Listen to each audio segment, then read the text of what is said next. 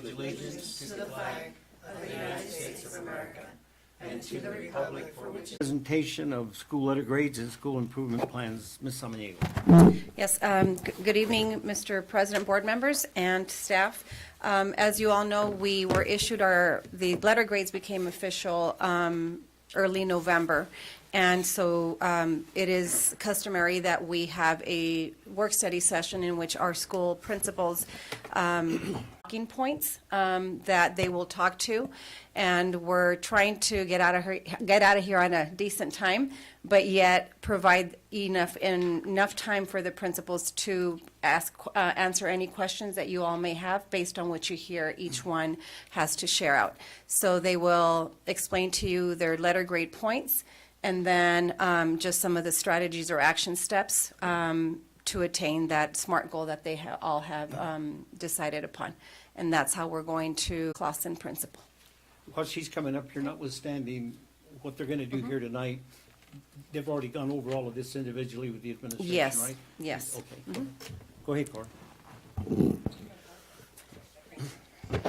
And your presentations will come up on our screens, so you can follow it on your monitor.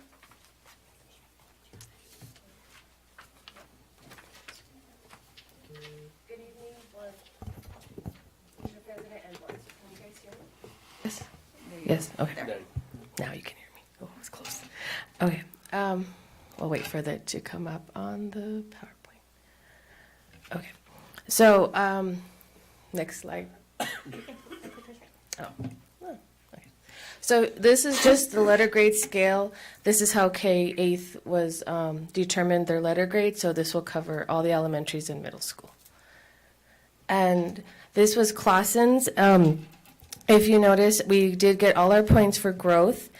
Our ELL and proficiency, we missed it by 1 point. Acceleration and readiness, we did get our full points for that. And then in our proficiency, it's 30% of the weights, and we only got 13 points for that, and I'm going to talk a little bit more toward that. And we did not receive any of our bonus points, which is based on science. And so I'll talk a little bit more of what we're doing to kind of help get more of those points back. So for our proficiency and stability, we only received 13 points, and so our goal is to increase our proficiency levels by 8%, by developing and implementing small group and differentiated instruction that focus on the needs of all our students. So in our data, we did very well in math. It is reading where we were our lowest points. Overall in math, we were about a 50%, but in ELA, we were on average about 35%, so our focus is kind of more in our reading. So in order to do that, I have started with my staff re-looking at standards and breaking them down. That was part of the funding that you guys approved at the last board meeting to pay for teachers for after hours to work on. So we're working on making sure that our lessons are actually focused more on standards and not just what the next page of the story is. Small group instruction, this is something we have been working on for 2 years. My instructional coach has been a great asset to this in really trying to get those going. It's still a little hit and miss. Some grade levels do it better than others, but that is one big thing we are really trying to do is make small group instruction so that we are meeting the needs of the individual child. And we're trying to focus this more in our reading right now, and then we are also implementing it within math. We do have a 1 hour RTI embedded in our day, and that we utilize our IAs in that, and so every grade level has an hour of RTI. And within that hour, they do 30 minutes math and 30 minutes reading. It's split up among 2 IAs and 2 teachers, so there's 4 adults focusing on the 60 students. The kids are broken up by ability level, and they go to either a teacher or to an IA, depending on if it's reading or math, and it's focusing on their needs. And for math, we're doing basic skills, which is addition, subtraction, multiplication, and division. And for reading, the lower grades are focusing on more phonics, and our upper grades is comprehension and fluency. And then This year, I was able to get 2 very good interventionists. Both of them have actually been teachers at one point, either as a classroom teacher or as a long-term sub. And so my interventionists, on top of the 1-hour RTI, they are also pulling our very low students and working with them in small groups, either one-on-one or with small groups about 3 students. And that's about 15 minutes a day, sometimes 2 days a week, sometimes 3 days a week. And they're just focusing on really filling in their gaps that they need according to our screeners that we have given them. On top of that, we do our tutoring after school. Starting Q3, we are going to shift our tutoring kids to add the students that we have identified that are our bubble kids, so they will start doing tutoring more than our low kids, so that we can focus on making sure that through all the RTIs and the interventionists, if they're still not meeting those, if we're not still have not fulfilled all those gaps that they need, they'll get extra help during tutoring. Science across grade levels is something my school had decided even before our scores came out, because 5th grade is where science is tested now. It used to be 4th grade, now it's 5th grade, and in our conversation at the beginning of the year, the teachers decided that they wanted to make sure that science was something that everyone was doing, so I purchased Generation Genius, and that's a online program. It has lessons for them, it has little videos, it's really easy to use for the teachers so that all the students are being exposed to science and they have lessons, and it's something easy and quick they can do. On top of that, 3rd, 4th, and 5th is using Study Island Science as part of their homework packets so that their students are getting more exposed to science. Our ELL student support, that is part of are targeted, so sometime during the RTIs, the kids will get pulled out by just teachers, not by the IAs, to work on their ELL support, and that's just focusing on all the domains of ELL for them. And then differentiated instruction, that is something that we as admin have talked about, and that is something we are developing and making sure we're still developing and we're tweaking it here and there. This is something my instructional coach is also working on as we review lesson plans and talk to teachers during their PLCs. She's looking to see how she can help implement that more in our classrooms. I have 2 teachers who are doing the Academy for Aspiring Principals, and within that learning they have the teachers there, the principals they're working are A+, and they talk a lot about making the school a community. So the SEL community portion is a little bit of their project. They are working on building academic parent nights where we are teaching parents how to help at home, little practices they can do. So that will be implemented starting January. And then we're also building relationships with families and communities. So we've had a couple of reading nights at our school. On our class dojo, they send out pictures of everything that's happening at school, like having lunch, having recess, just to make the families be more part of our community.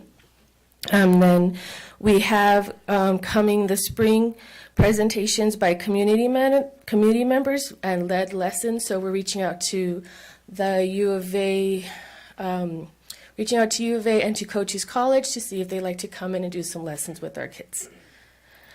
And that is by 2 teachers. They're kind of in charge of that portion. PLC this year, I was able to, with the use of my A's and hiring a dance teacher, we were able to kind of streamline our PLC so that I have at least 45 minutes with teachers either once a week and 90 minutes every other week meeting with teachers. And through those PLCs, we are looking at data and our RTI groups to make sure that the screeners will be put in place, the practices that we're doing, that the students are moving. If they're not moving, we determine whether they need to go to interventionists or if there's something else we need to add for them. We also have been discussing student engagement, looking at reviewing each other's lesson plans, reviewing each other's data, just to see, oh, I've done this, let's try that. So it's just having that conversation. On Fridays when I meet with my teachers, they're met in grade level bands, so I meet with kinder and 1st, 2nd, and 3rd, and 4th, and 5th, and they can have that cross conversations with each other on what are I doing in my classroom, how, they kind of we get to look at the different things that are happening in different classrooms so they can support each other. And then we also are discussing the small group implementation depending on our needs, and that is a work in progress. Like I said, some grade levels do it better than others, but it's really trying to get everyone to do it with fidelity and implement it across the board. Do I have any other questions? That's the end of mine. Are you done with your presentation? Because regardless of whether she held it up. I saw you. No, seriously, you deserve all the time you need, but Yeah. that's kind of a gauge. But Yeah. Are you done? Yes, with I am. Okay. Members of the board, do you have any questions or comments? Mr. Lindberg? Thank you. I just wanted to ask, I can't remember what RTA stands for. Response to intervention. Okay. And are you doing that throughout the day? Yes, so it's embedded through the day. It's 3 days a week, so it's held on Mondays, Tuesdays, and Thursdays. And depending on the grade level, we kind of worked it around lunch and reading and math. So we made sure we covered all the main topics first, and then we embedded RTI within it the day. So it's kind of like tutoring? A little bit. It's more about small group instruction. So it gives the opportunity for an IA to work with 5 students, another IA to work 5 students. The teacher has a small group, and then within the classroom they do like little centers, and it's just kind of a rotation. It's just kind of quick little interventions that we can do with the students to fill the gaps. A lot of it is phonics based. So if they're missing maybe sounds, or maybe they're missing multiplication practice or adding or subtracting. So it's just quick 15-minute, just small groups so they get some support from, instead of a whole class, it's just what those kids need at that moment. Thank you. Go So ahead, Janet. I don't mean to belabor the point, but I just wanted to ask, how do you determine which students are going to have this extra little bit? So actually all the students go through it. They're just grouped by their ability. So we use our 95% screeners, we use our math screeners, we use our study island data. My upper grades use, every Friday they give a test over the standard they taught for the week using Study Island. Depending on how the students do that, the kids who pass it go to what we call enrichment. So their small group is usually science-based. They have won a lot of grant money, so they're purchasing like science kits that they can use for the enrichment kids, which gives us time to work with the students who are struggling, and they work on that standard. Or if it's our lower grades, it's basically basic skills. So it'll be like phonics and phonological awareness, sight words, those kinds of things is what they work with. Okay, thank you. Along with what Mr. Lindeman asked you about the RTI, so do you have any students who all year long do not test into the RTI program and like they're always in enrichment? It depends. All students get RTI. It just depends on what day it is and what group they're with. Okay, and my other question is, how many coaches did you say that you have? I have one. I have one coach that I currently share with, are in line with the standards and everything the teachers are asking. Thank you. Congratulations, first of all, on that B ranking. Thank you. But I know you've been even higher. What is the significance of the open enrollment and how it impacts your school and how it impacts the others in regards to the ultimate grading? In other words, for years, Stevenson was always the magnet. And I think just from what I hear and know and see now is you probably have outdrawn them now as far as open enrollment is concerned. How could, as a principal, in knowing all the elements that are influencing, ultimately that ranking and how well your staff and your kids are doing, how does that open enrollment impact you as far as the type of student you're getting to the detriment of the other schools? Unless maybe I'm assuming that all those kids are being attracted to your school because of the high achievement, and the parents, of course, want them there or at Stevenson, being honest about it. And I was just wondering how big a component that is in the ultimate ranking for you? So my open enrollment, actually, we have students from all areas. It does affect us a little bit because our numbers are very high compared to other schools. I believe, like in my second grade, I have almost 30 in each of my classrooms. In third grade, we were low, and now we're almost at 30 in each of them. So our open enrollment, it does attract a lot of students. And I'm also the bus school, so anytime a student comes in that's a bus student, they automatically come to my site. But we do have the type of student we have all types of students. Our free and reduced lunch, I still believe, is at 90%, 92%. So we're still very high in the free and reduced. So I don't see any difference with our students, whether they are more higher achieving students or not. We have a whole variety of them. But my teachers, it doesn't matter where our students come from or what school they were prior to us. They all have the same expectation, is that they're going to meet that standards, and they'll do everything they can to help push them to meet that standard. So our numbers are very high.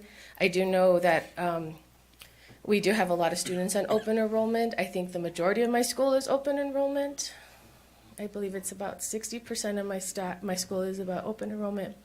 So I do have a very high number of open enrollment students. And I think the attribution would be because of the status of the school now. And I think that parents, and I don't know if you track that, and you don't need to track it, but it was just something I was wondering. I think that's just the last thing. How many ELL students do you have? I actually don't have very many. This year I have 80, which is our highest number. Usually we rank between 60 and 80, so this is the first year we have about 80 students. Okay, very good. Members of the board, any other questions or comments? Thank you, Corey. Okay, thank you.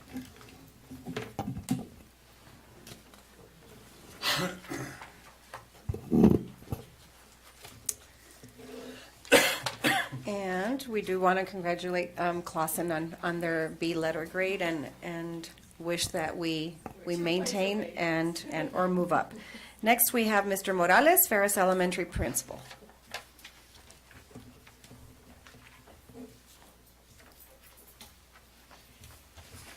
Good afternoon, Board President and board members. I'm here to present our information on Ferris Elementary.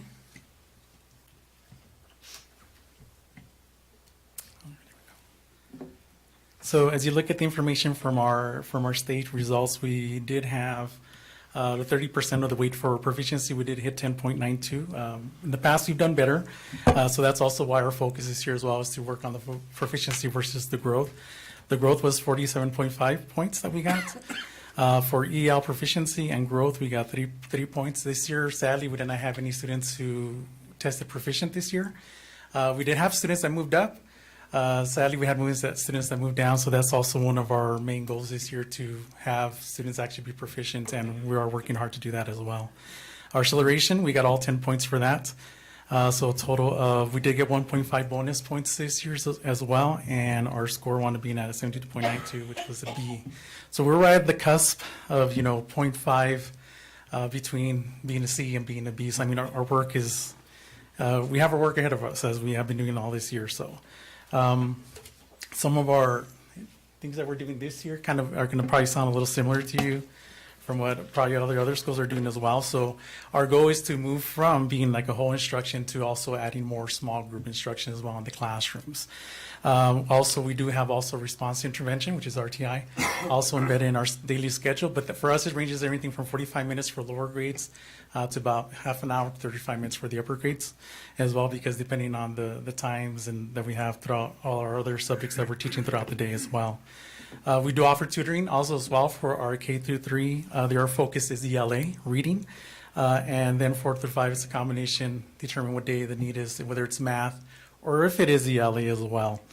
Also, too, we do have our ELD targeted time, where our teachers focus on just supporting those students who are ELD students and trying to move them forward.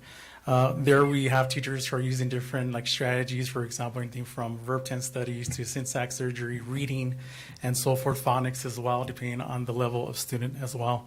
Now, the way we do RELD, they are shared among teachers. For example, our fourth grade teacher might take the intermediate students. That might be her strength, or might take the basics, and then our fifth grade will take the basics as her group.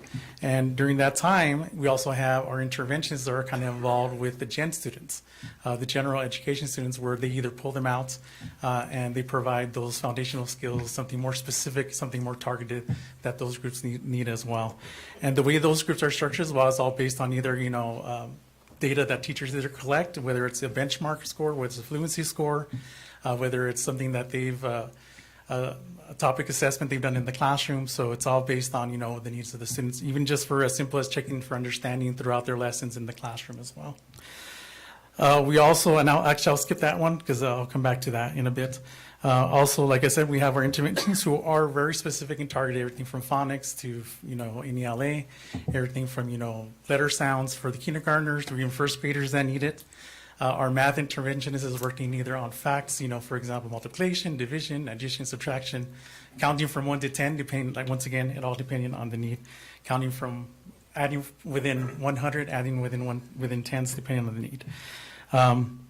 We also do have our PLCs that we do weekly or bi-weekly, depending on the situation, because and I'll explain a bit more about that, why we do that. Because we also, as you'll see, one of the last ones here, we do have for professional development, we do have AES, which is Associates of Educational Support, that comes and sees us twice a month for six visits.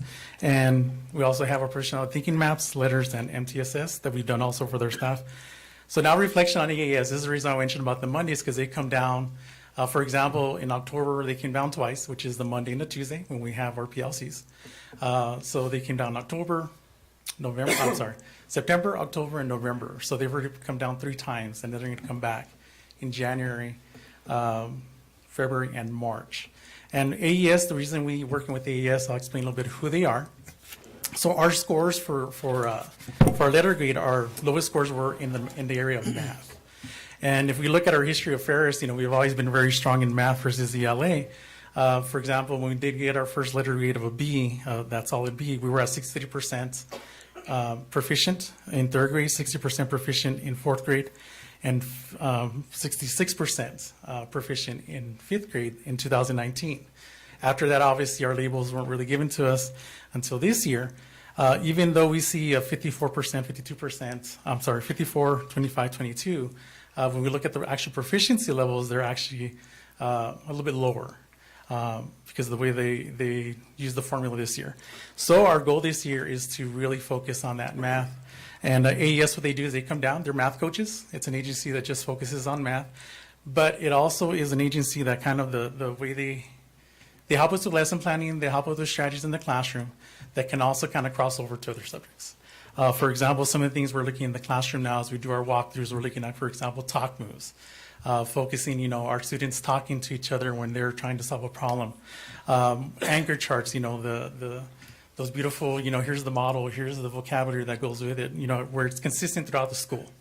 Also looking at math journals are being used now in the classroom as well, what they call quick writes, quick write summaries, or, also, like I said, the talk moves and different ways of getting those kids engaged more as well. Also bringing up that high level of thinking as well. So that focus right now this year, our focus this year is math, because if we even look at our parent reunions, which it's kind of been a hit and miss this year, where we also have that opportunity for parents to get to know their teachers a lot better. They also share data with the parents, for example, their math fluencies, which was our focus this year. And they get to see this is where your child is right now in math. And they give them some strategies to take home with them. And so we do that. We've done 2 of them already this semester. And then we'll continue those in January and then February all the way to March and possibly to the end of the year. And it's also a moment for us to have an idea to get to know the parents, for them to get to know us, have an idea what's happening in the classroom, how are things at home. It's just building those relationships and building that trust also as well with the parents as well. So also too, we do have our counselor who also with the social emotional learning that we have been really focusing on, well, these last couple of years. He does do individual work with students. He does group work with students, provides mediation even sometimes for students as well. And we also have a behavior specialist as well that also works at our school as well too. And so that's pretty much our campaign for this year for our school improvement, to really bring all those things together and really hopefully provide success for our students this year as well at Ferris Elementary. So, any questions? Mr. Lindeman. Thank you. Mr. Morales, Yes. how's the construction going on Oh, over there? it's done. It's done, It's good. done in the sense that the fence is down. We're already shifting our classrooms, well, some of the classrooms back. We're going to keep the classrooms where they are, where they want to, but now we have our ESS room, who's going to have a new room. Our counselor is going to have his own room as well.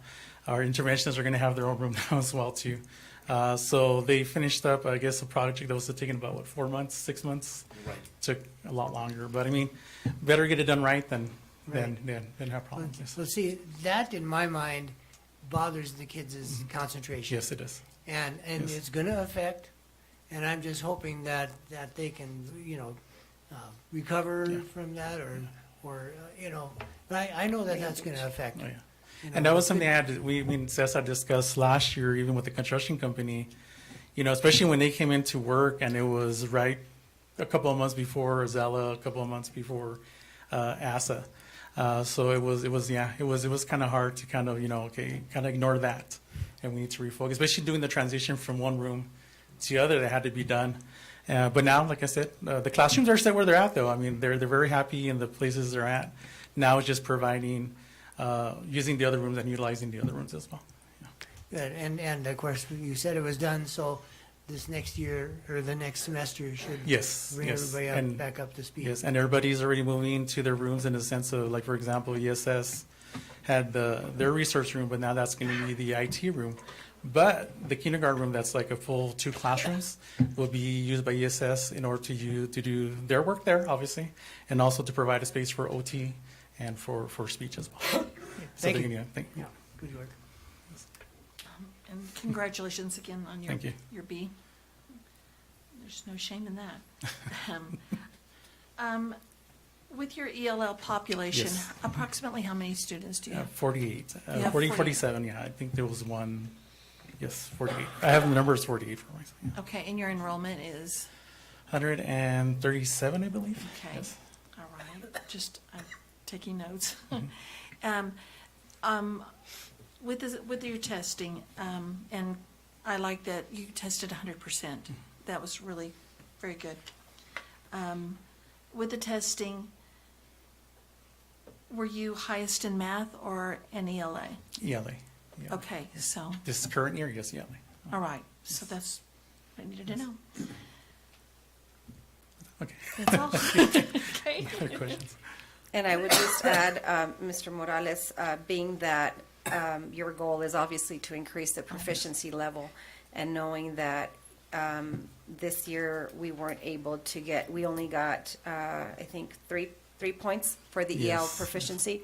So that is a focus. Yes, definitely. So hopefully that is something that we can get more kids to get proficiency when they take their Azalas test. And Well, something we're doing, just to add to that, and even discussion I was having yesterday and this morning, because this morning I had my PLC with my CAN first. So the way I meet with my PLC is we're group, since we only have one grade level for classroom. For example, I meet with CAN first as a group, second and third as a group, and fourth and fifth as a group. So it's just because there's only one teacher per grade level.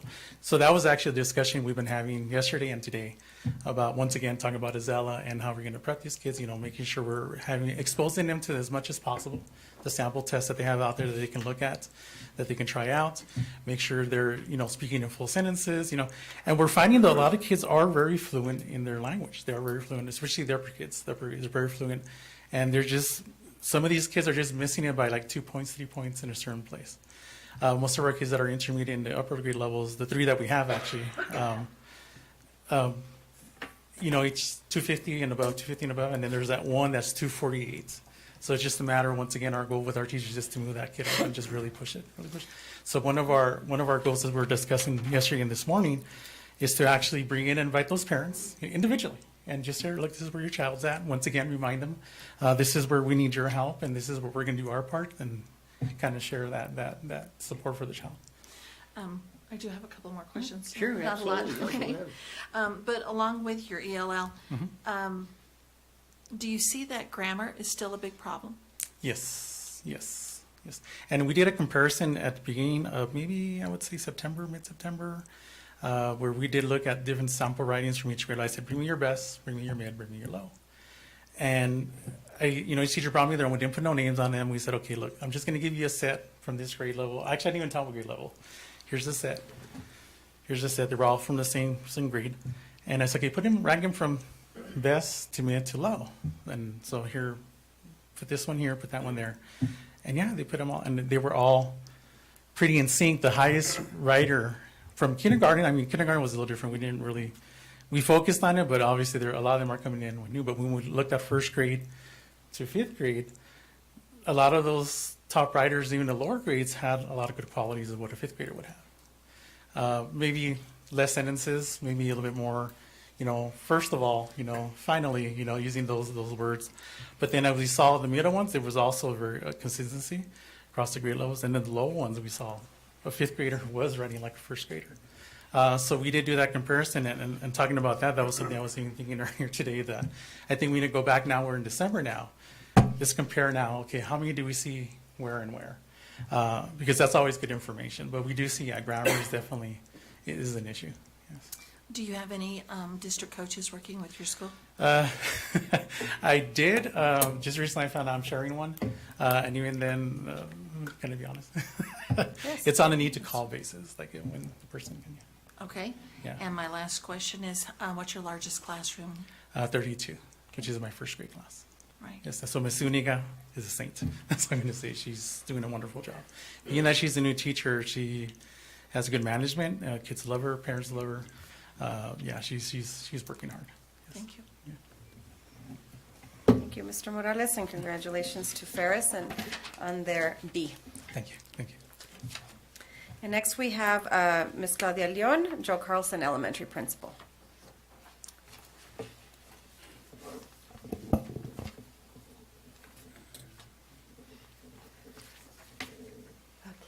Thank you. Good evening, Mr. President, members of the board, Mrs. Samaniego, Mrs. Cox, Mr. Soto.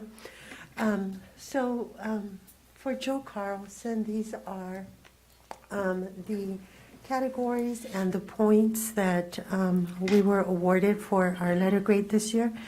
And so in our proficiency and stability proficiency, we earned 13.89 points. And so that in terms of our overall third, fourth, and fifth grade students, that was 46% of the students who tested partially proficient, or highly proficient. And then in our growth points, we almost earned all 50 points. We had 49.54. And together those were from our ELA points of 24.5. And our math points were 32.1. So we did a little bit better in math than in ELA. But together that gave us 49.54%. And in our EL proficiency and growth, we earned 7 points for that measure of that 10%. 3 points came from proficiency and 4 points came from growth for our students. And in our acceleration and readiness points, we earned 10 points, with our third grade minimally proficient group earning us 5 of those growth points, acceleration points, and our subgroup categories actually earning us 6. So we actually earned 11, but the maximum is 10. So we had to leave one on the table. Darn. And so, and then down we see on our total bonus points are 2 points. Those were earned by our special education students. Those growth points belong to our ESS population.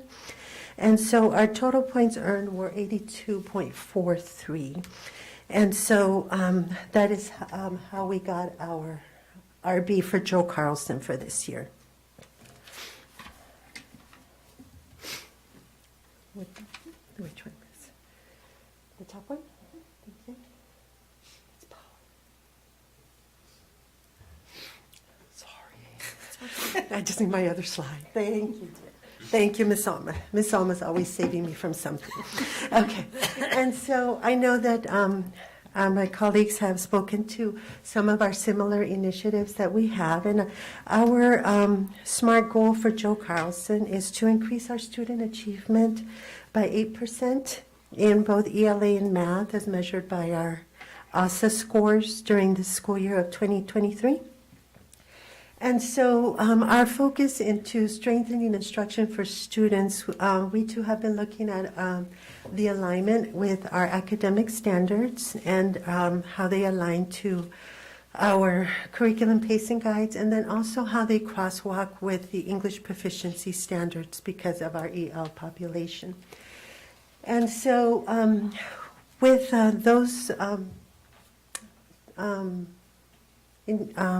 that work that we do with the teachers in curriculum planning, our reading and math interventionists that we've been able to have this year, we've also looked at our grouping and our fluid grouping. We revisit that from time to time given our progress monitoring with DIBELS, 95% measures, our math fluencies, and those type of assessments that our students will do, where we also look at when do we support our students who need the most help with the foundational, early and emergent reading and math standards, and then when do we recreate our groups to support our bubble students with the push and the acceleration that they need. So our interventionists have been really key to our initiatives this year, along with the Tier 2 response to intervention blocks that teachers built into their instructional day to support their reading and math. In the lower grades, because of Move On When Reading and our literacy plan that we submit to the state, our tutoring is reading only for kindergarten, first, second, and third grade. So it's important for our teachers to be able to build in math RTI during the day, since we can't visit that at Tier 3 during tutoring. And in targeted ELD instruction by language bands this year with our 4th and 5th graders, it's something we're piloting this quarter to hopefully be able to spread out into 2nd and 3rd grade. Next quarter is to look at the children instead of by grade level, to look at them by stages in Azella or by language bands, so that we are co-teaching in 4th and 5th grade, so that some of the teachers are focused on the students who are pre-emergent and emergent language learners, students whose rate of language acquisition is basic or intermediate, and so the students are mixed in 4th and 5th grade for their targeted hour. And we're seeing good results on that in terms of the students' participation, their willingness to take risks with students who are language models that they're comfortable with, and from feedback from the teachers that this is allowing them to focus more on the language bands versus having to address all of them in the classroom during that second hour. Of course, for the first hour of integrated ELD instruction during the reading block, they are in their own classroom with their own teacher. And also we have our tutoring program 3 days a week for kindergarten, first, second, and third grade. Again, that's reading only, and our 4th and 5th grade students can do both reading and math interventions with the students during the tutoring time. And we've been able to implement some PLC structures this year as well, relying on our ability to have specials with the students, building in that time to protect some teacher time for common planning or for looking at data and groupings together. So that's thanks to our art teacher, our PE teacher, and the instructional support, the instructional assistant doing something in the classroom for the teacher for those 30, 45 minutes, so that all 3 teachers can be released at once. And so that's our PLC structure. And along with strengthening that instruction for students and our professional growth, as a school, along with our district initiative, our teachers are participating in the letters, science of reading, reading class that we are all participating with ADE, revisiting the big five components and how brain research affects the big five of reading of phonemic awareness, phonics, vocabulary, comprehension, and fluency. And for our math initiatives, we are also working with Associates for Educational Success on the 8 mathematical principles. They've been to our school once, and we're waiting for them to come back in January, where our focus will be from the design, deliver, and debrief model that we used in November to breaking down the standards and working with teachers on no pun intended, but decomposing the math standards so that we're able to plan for how to support and use those mathematical principles, whether we're using Eureka Math or it should be any curriculum that transfers to any kind of program. In writing, we're also participating in our Thinking Maps program, a writing program. So the students are using those graphic organizers to organize their thoughts, to brainstorm, edit, and do the entire writing process together. A lot of it can be in the traditional way of teaching writing in the classroom, but we're getting better at using the online components of Thinking Maps so that students are also taking advantage of being able to write online and receiving that feedback on the conventions and the process of writing virtually. And then in our SEI methods, we're working with our ELD coaches on revisiting our SEI methods, our methods mix of oral language development, of syntax work, of things like verb tense study. So we've been working with our ELD coaches on that. And then as our social emotional learning initiatives with our counselor working on character education, on a program offered by the state called PACS that is supporting behavior and character education in the classroom. It's a school-wide initiative, so all of our teachers have been trained in PACS, and we're implementing those standards.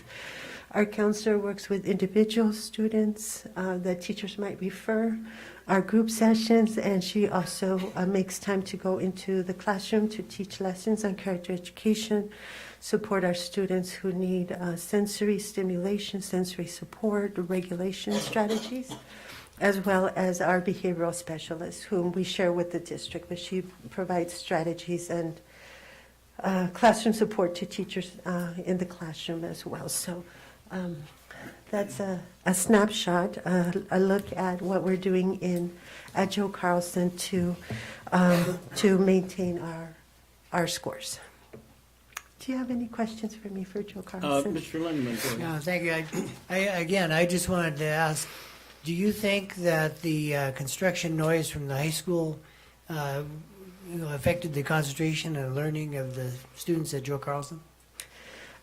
So our students at the recess, they enjoy watching the construction going up. It's, oh, look at that. And we come back from a weekend or something, and the crane that we could see from, as Ms. Sacha said, from the moon.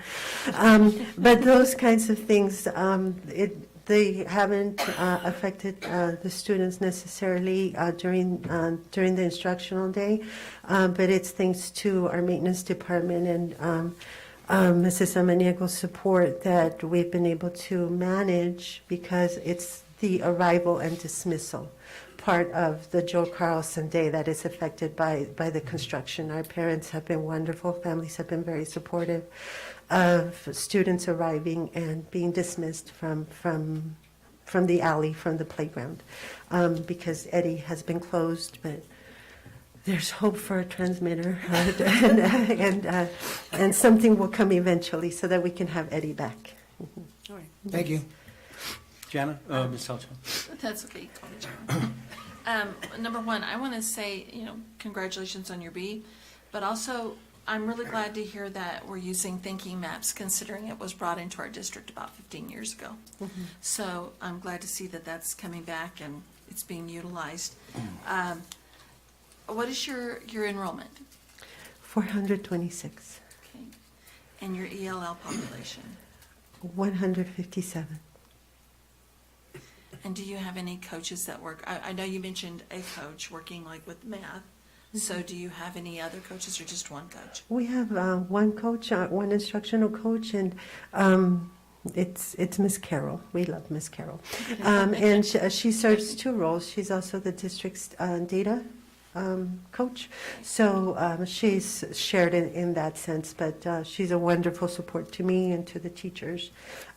And our new teacher induction coach works with my band of teachers, of new teachers as well, and they work very well together, and so that it's a team effort with them. I'm glad you gave a shout out for new teacher induction. Yes, new teacher induction. Yes, That's your baby. yeah. Just a little. So, no, that's all I have. Although Douglas School District is probably a little larger than one attendance area it would be in a bigger school district, and you being the unproclaimed dean of the students here, of the principals, because you've probably been at more schools than anybody in this room. Yes. And I knew another person like you many years ago, Armando De Lucas, was at every school in the district at one time, and that's a fact, as principal.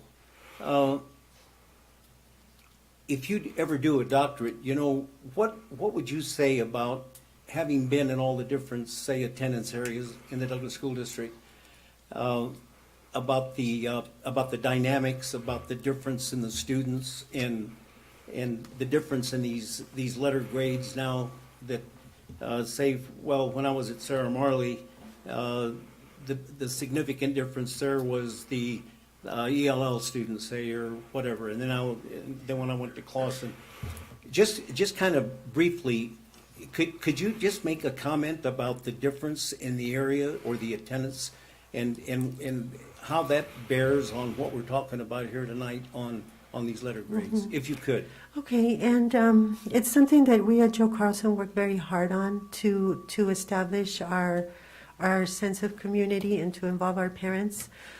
When I was at Ferris for about 5 years, the Ferris community belongs to Porterville.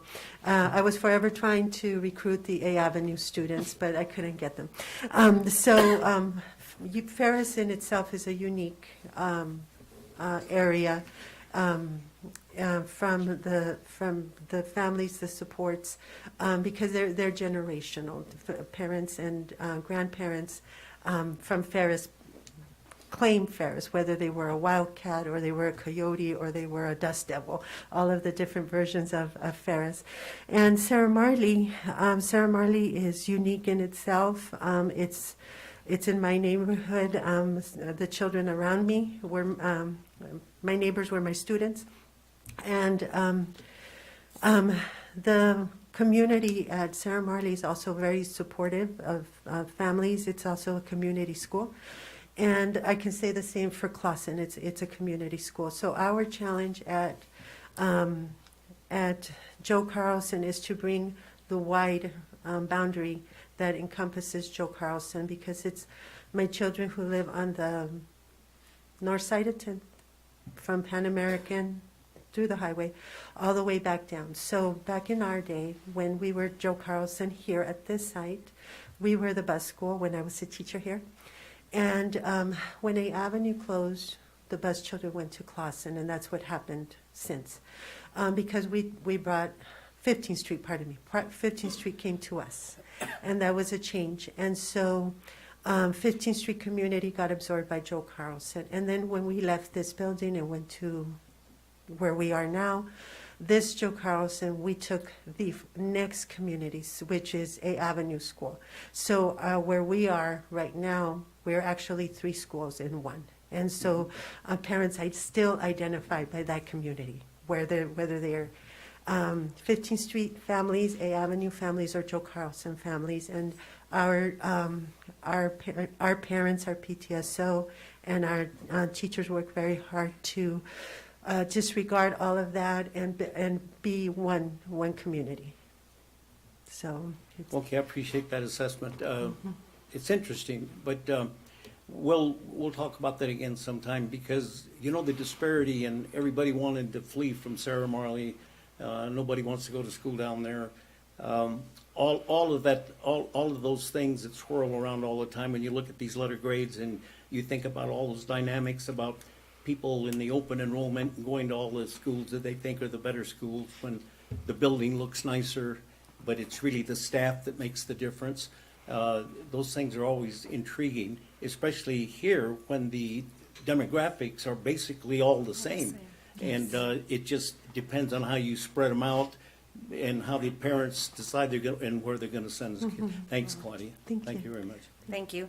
And I will, congratulations to Joe Carlson Thank you, on Ms. their letter grade. And I will say that Claudia has been in education, I learned today, because I asked her, 30 years Wow. as an educator. And as a principal, very unique principal, we had this discussion in our admin as our administrators were discussing salaries of all topics.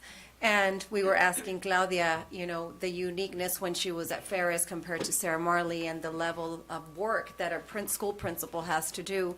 And her response was like, well, I can't really answer to that, because when I was at Ferris, I was actually at 2 schools. So I can't say whether my work was more or less when I just had Ferris, because I've never had just one school until I think you ended up at Sarah Marley finally after years, and just that one school. in my, And then went to Clausen. the 6th year at Sarah Marley, Yes. I was just Sarah Marley. Yeah. The rest of the time was So something at else. one point, I think she was at ELC and other Yes. schools. And so Claudia's just been very unique in her principalship.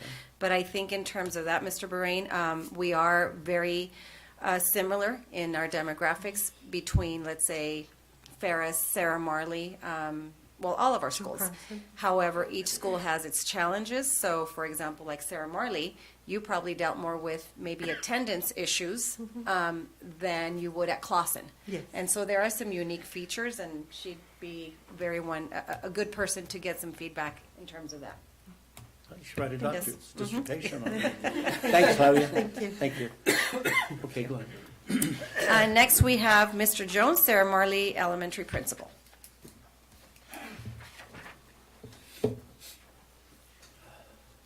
Good evening. I'm not much of a public speaker, so you're going to have to bear with me real quick. I feel like we've been talking about Sarah Marley all night. It's come up a few times. So we did not make a B. We ended up with a C this year. We missed it by 0.13, less than 1 whole point, 0.13 of a point. So we were really close. And that is about where we were before the pandemic. The score that we got this year is about the same area we were before the pandemic. And then the pandemic hit us hard in a lot of areas, specifically attendance. Attendance has always been an issue at Sarah Marley, but the last 2 years, our attendance was way low. We were in the 70s. The state wants you to get like 95% attendance, and we were at about 78. This year, we've raised that number so far by about 10%. So we're on the right track. Still not where we'd like to be, but attendance again has always been an issue at Sarah Marley.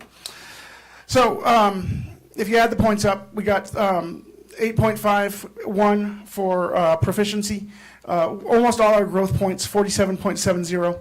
6% for EL proficiency and growth, and then 10 points for acceleration and readiness. Altogether, that gives us a 72.1. So if you want to go to the next slide real quick. So here are some of the things we're doing. We're doing small group instruction, and we're utilizing our IAs for support in the early grades. We're using standard-based, we're using centers, we're using all sorts of different center activities. Grammar is a big focus. We're working on ELA. Our ELA scores were higher than our math scores this last year. RTI, just like the other schools, a lot of this is you've already heard, but the RTI, we're focusing on reteaching those lessons. Our after-school tutoring program is already focused on the bubble kids, those kids that are right next to the next level, that are going to jump off and give us a real bump in score. We've been focusing on those bubble kids for the last 2 years in tutoring. That are right there in the proficiency level. We've been doing twice weekly science lessons. They're also doing the twice weekly social studies lessons. But our social studies lessons, and I was a social studies teacher for 15 years, it's basically a language arts class. The way they teach social studies and the way I taught it is it's a language arts course. The focus is on history, but it's basically a language arts course. It's reading, it's writing. They're just reading and writing about history, and that's the way. So we're getting that extra time in there to teach language arts skills, and I believe that's the best way. We just had a guest speaker come in and basically reaffirm that that's the way it should be done. Is you've got that social studies time, but it should be reading and writing, and that's the way we do it. And I think that's going to show some big benefits down the road. We're focusing on more guided practice in math. There's been a tendency for teachers to just present the lesson and pretty much stop there. Just say, here's how you do it. We're doing more hands-on, more actual, this is we do it, I do it, we do it, you do it kind of thing that the teachers had kind of gotten away for. But math, we're focusing on actually just guided practice and giving them the steps they need to solve the problems. We've got PLC time. I talk fast, I'm sorry. I notice I'm rocketing through this.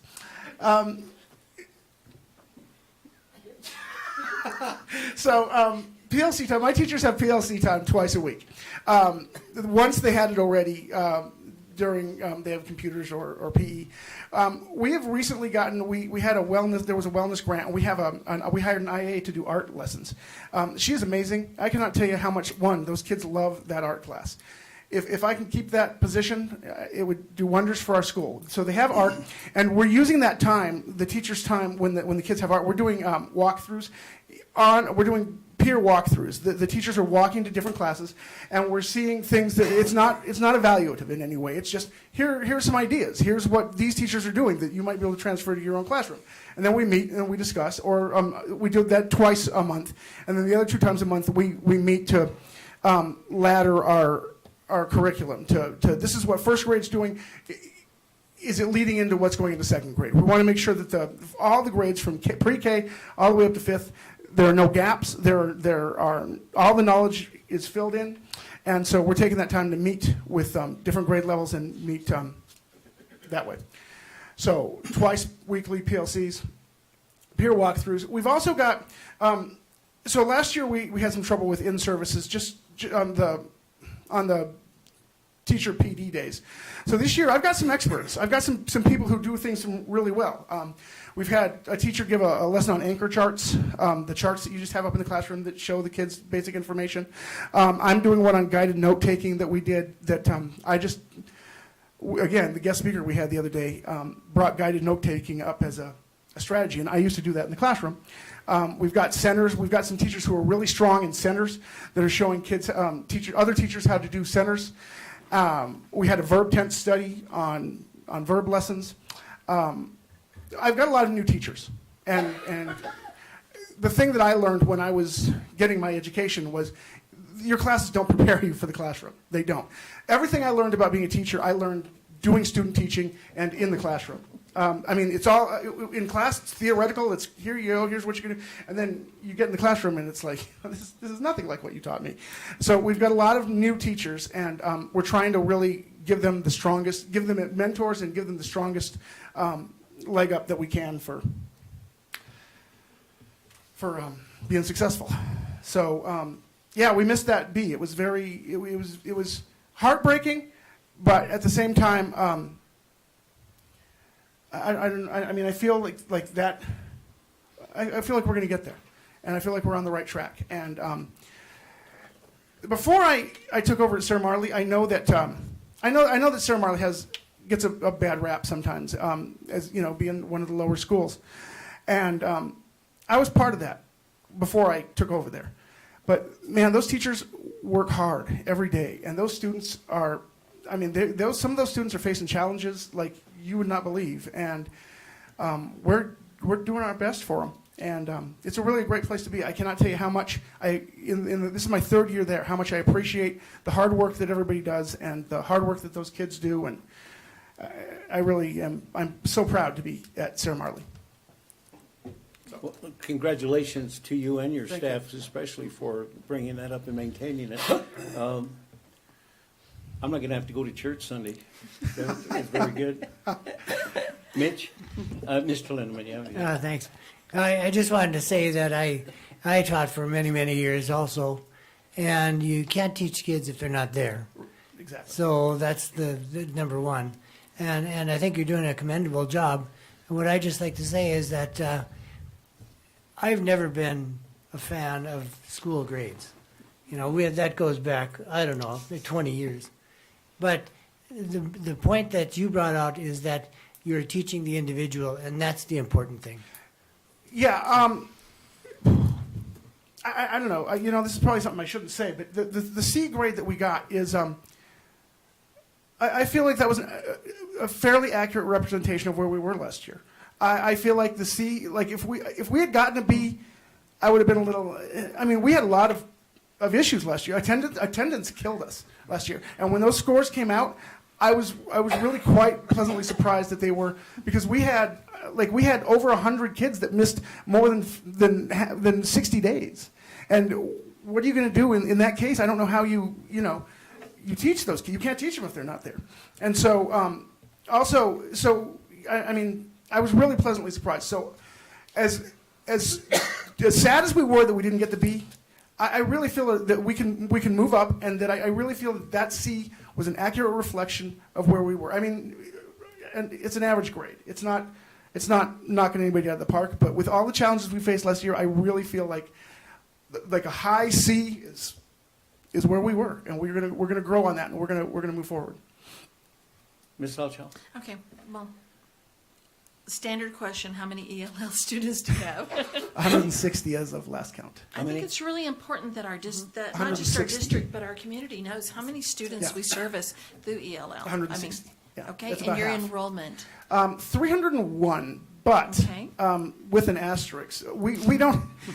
We have 301 on paper in Power School. There's never been a day where we have had 301 students there. On a daily basis, we're at about 280. Because and there's some kids. There are just some kids that are gone long stretches. We have some kids that just have major attendance issues. On paper, we're at 301, and that's about 50 or 60 higher than it was when I took over 3 years ago. We were at about two. Well, I want to say about 230, 240 when I took over. We've been getting, some schools have higher numbers. Our highest actual classroom number is about 29, the highest, and we have in one classroom. So. and do you have a coach? An instructional coach that Yeah, works with your halftime, school? yes. Halftime, okay. Now, one thing, Henry, and do you mind if I refer to you as Henry? That's I've fine. known you You've since known you me were- since I was 11, 12. Yeah, or 11. 12, 11 or 12. That and Claudia, but we won't go there. So, okay, Mr. Jones, I really appreciate you being so honest and being so forthright in what you've shared with us today. That's huge. You're not covering up anything, No. like your attendance and things like Right. that. And I, for one, really appreciate that. I know thank you. others do too. I love that you use that term that your teachers are working collaboratively. They are working, yeah. That's wonderful because we learn from each other. Yeah, We do, just like your absolutely. Yes, students learn from each other. Your teachers I'm- will too. yeah, look, when I took over that job, I was like a little baby principal just out of the egg. I was like, I'm looking around. I mean, I would not have gotten through the first 2 years of that job. This is the first year where I feel like I'm standing on my own and I'm really know what I'm doing over there, like fully. Like that staff really came together. They had a new principal. They really, the coaches, the coach department, the curriculum department, every single person in this district answered the phone when I had questions, and it made me better at my job. And my staff was part of that. They walked me through that first year, and that was the COVID year. I took over the year of COVID, and it was a long process. And I feel like, I mean, that kind of, it's like being on the battlefield. I mean, I really, there's a bond between me and those teachers, and I can't overstate it. Ms. Cox, Ms. Samaniego, every time I had a question, they were there. Everybody's been very helpful in getting us along the road. And I noticed that you use RTI and you use the word reteach, which is what they're supposed to happen Right. during RTI. Yep. So, thank you. So, Regarding the absenteeism, do you meet regularly with the parents? Are they available for me? we've got a couple. We've been doing a couple incentives. We do basically dress down Fridays. If you're there Monday through Thursday, you can dress down on Friday, and that helps. We call every student that's absent. We reach out to on a daily basis. Our parent liaison. That's what they do. They call them. They see what's going on. We do home visits in some cases, but no, there's probably about 10% that we can't hear. I mean, we can't get a hold of even in an emergency. I mean, like if we have to call an ambulance for that kid. I've been to the hospital with kids a couple times where they got hurt on the playground, and we just couldn't get a hold of me for hours, and I'm sitting there waiting because nobody else is there. I mean, we've got about 10% of kids that we just cannot reach for anything. Maybe not quite 10, maybe 7 or 8%. Okay. But that is a concern at Sarah Marlene, Yes. that parental involvement, and I know Mr. Jones has been working hard, and, Yeah, we've been reaching. giving him ideas and Yeah. the staff. We did a spooky reading night. Tonight we actually had a preschool performance. Tomorrow we're doing Christmas carols. We're doing a stocking night next week. We're bringing parents in. We actually have keeping a PTSO is hard, and we've got a running PTSO. We've been doing fundraisers. We've been doing all sorts of stuff. We've got more community involvement than we've had the last few years down at Sarah Marley. It's really coming along, and I'm quite proud of it. I will have to, you were out yesterday, but I visited your school, Yeah, I and heard. I bet you heard already, yes, I I'm sure you from heard. multiple people. Yeah. Yes, she came in, right? But I will say that I was very impressed with one of your kiddos, and he started talking to me about, he goes, "You're the boss?" And I'm like, "I think so." And he says, "Can we bring pets to the school?" And I said, "Can you talk to me about that?" So he started having all these conversations. I said, "If you write me a persuasive essay, maybe I will consider it." And then he's like, "Can you take these away?" The uniforms. He's like, "Can you take these away?" And I said, "Write me a persuasive essay and maybe we'll get rid of uniforms." And so, So when I have a salamander running around my hallways Yes, next no. week, I have you to Yes. thank for that. Yes. That's awesome. So, Thanks. I'll look forward thank to you that. and congratulations to Thank you. Yes. keep it up. Thank you very much. I appreciate it. Okay. Thanks for listening to my soapbox. Okay. Thank you. All right. And next we have, where'd it go? Stevenson? Yes. Yes, Stevenson Elementary and Mr. Enrique Duron.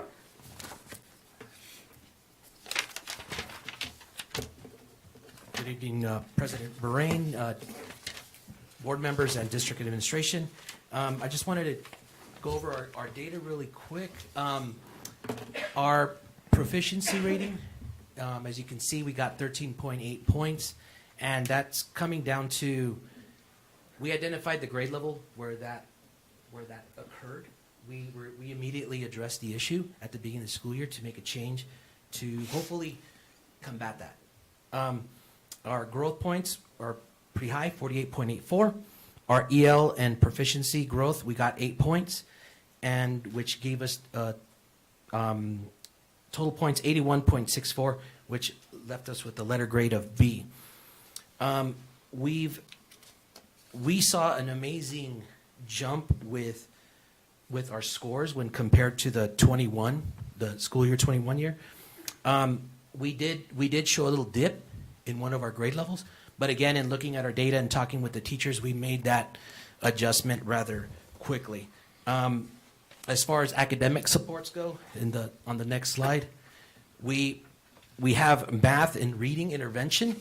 Our math and reading intervention, is being conducted by Ms. Amy Rojas, who is our math interventionist, and Ms. Marcela Dominguez, who's our reading interventionist.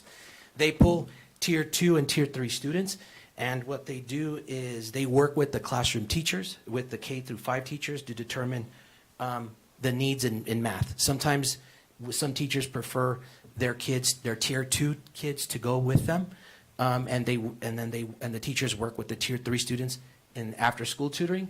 or sometimes they want those tier 3 kids to get kind of double serviced. In other words, during the school day for half an hour with math or reading, and then again in after school. We have our interventions set up in half-hour blocks. The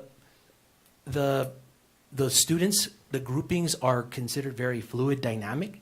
They change. They're not static, meaning it'll be there. The students will be in that intervention group for maybe a couple weeks, maybe a month, depending on the needs. But there's that constant communication with the interventionist and also the classroom teacher.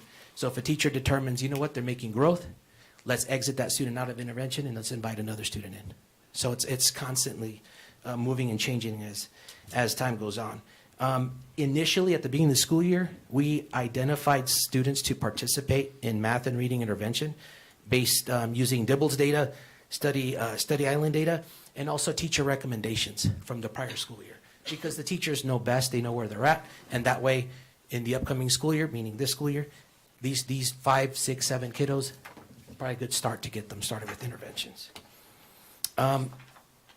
We have our after-school tutoring, which is our tier 3 students, which is our highest risk students. Those are the ones that get pulled out for after-school tutoring.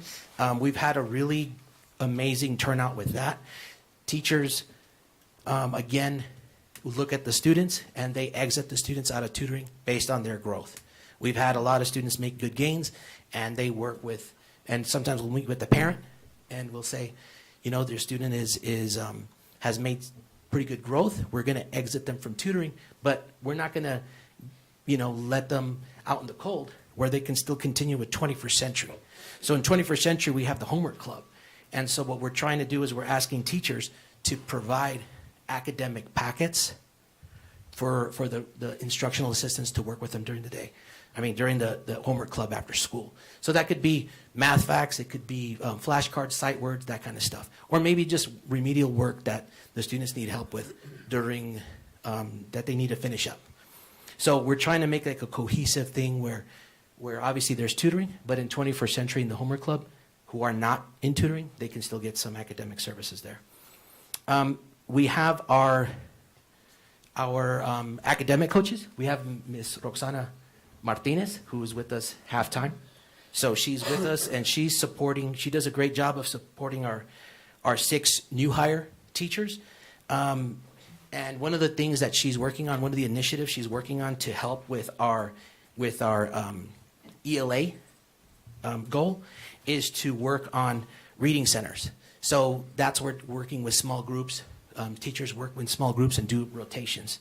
So that way they can either do ability grouping of you got your highs, your mediums, your lows, and they can work with them individually and rotate, and using either a technology-based center or a literacy-based center. We're working on using some of our funding to purchase listening centers, that kind of stuff. I've been working really close with Ms. Martinez to get our teachers, to hopefully get the teachers the resources that they need. The other part that we're working on as far as academic supports is, you know, relationship building. And this goes back, I trust the teachers at Stevenson. You know, I'm very, very lucky to have a very veteran staff. And on top of this, I'm very excited to have a whole crop of new teachers. Almost a third of my staff are new teachers, like new to the profession.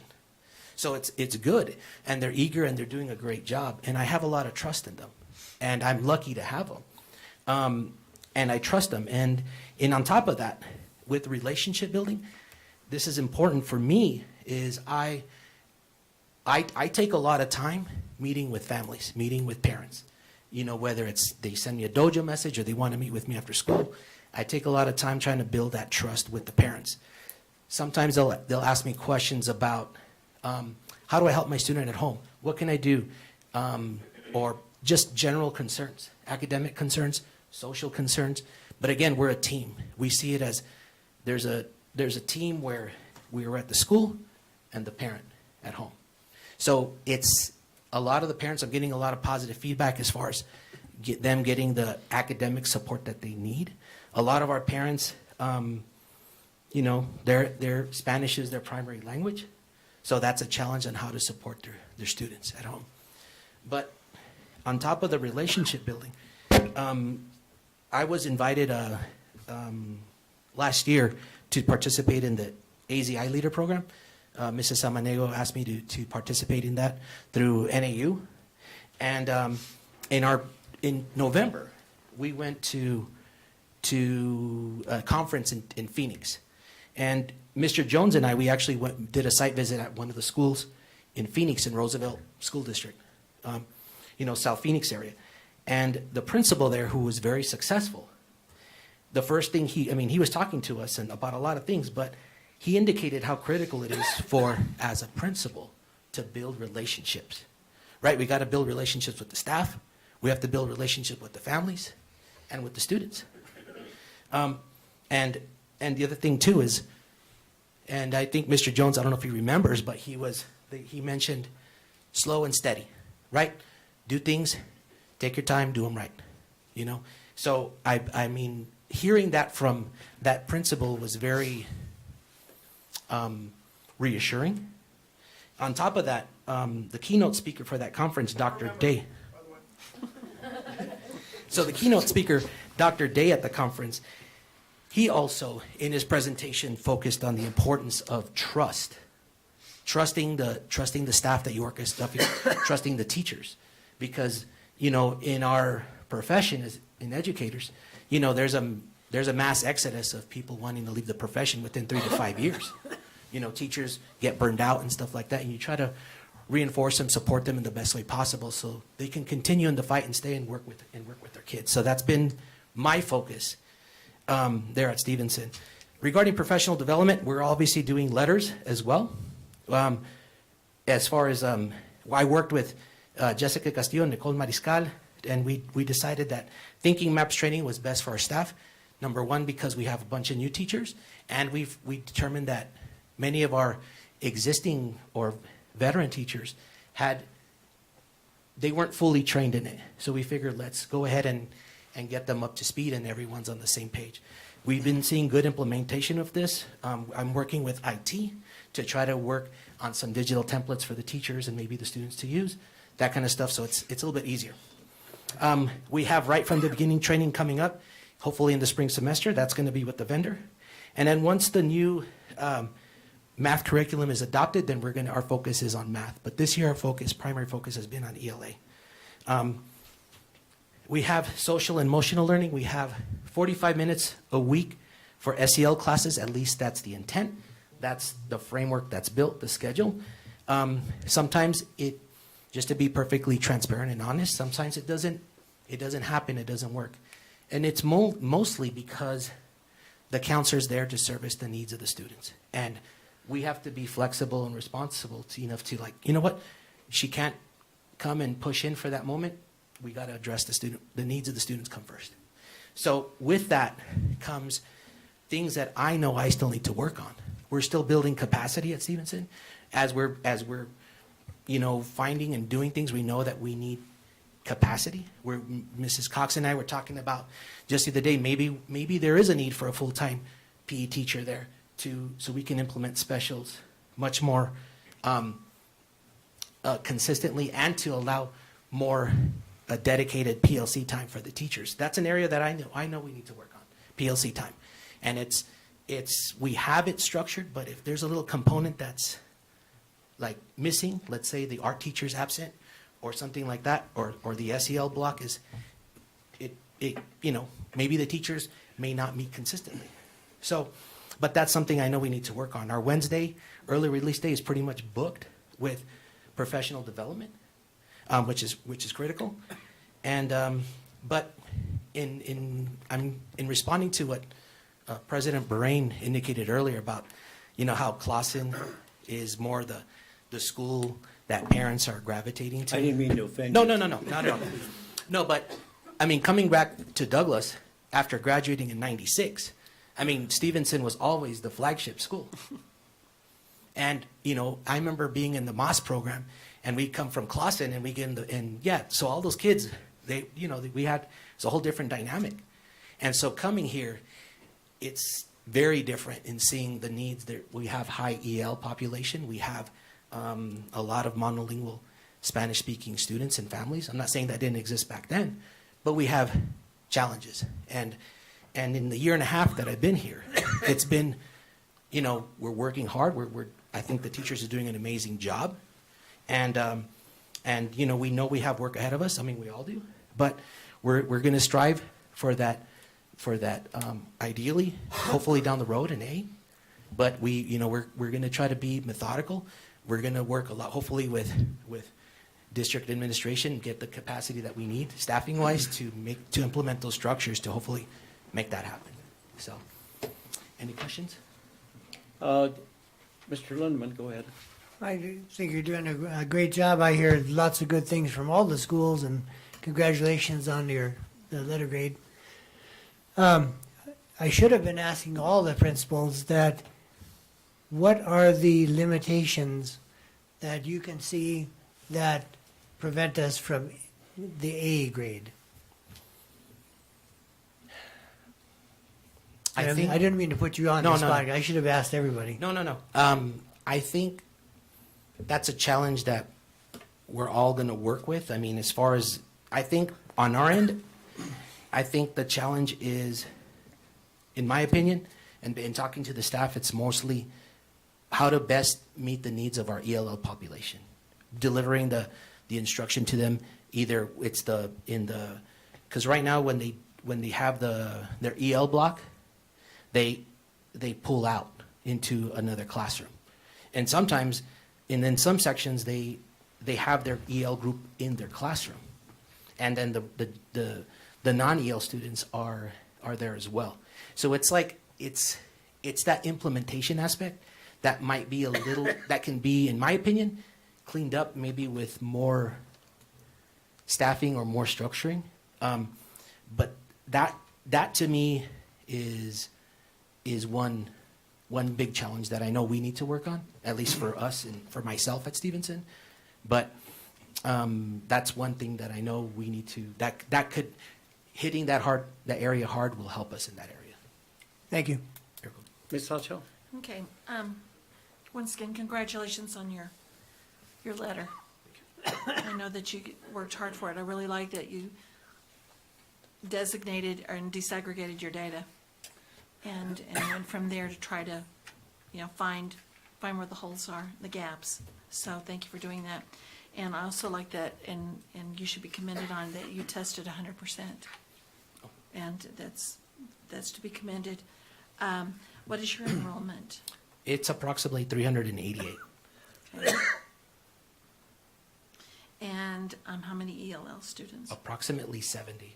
70? Yeah. Do you remember what your ELL proficiency rate was? I do not.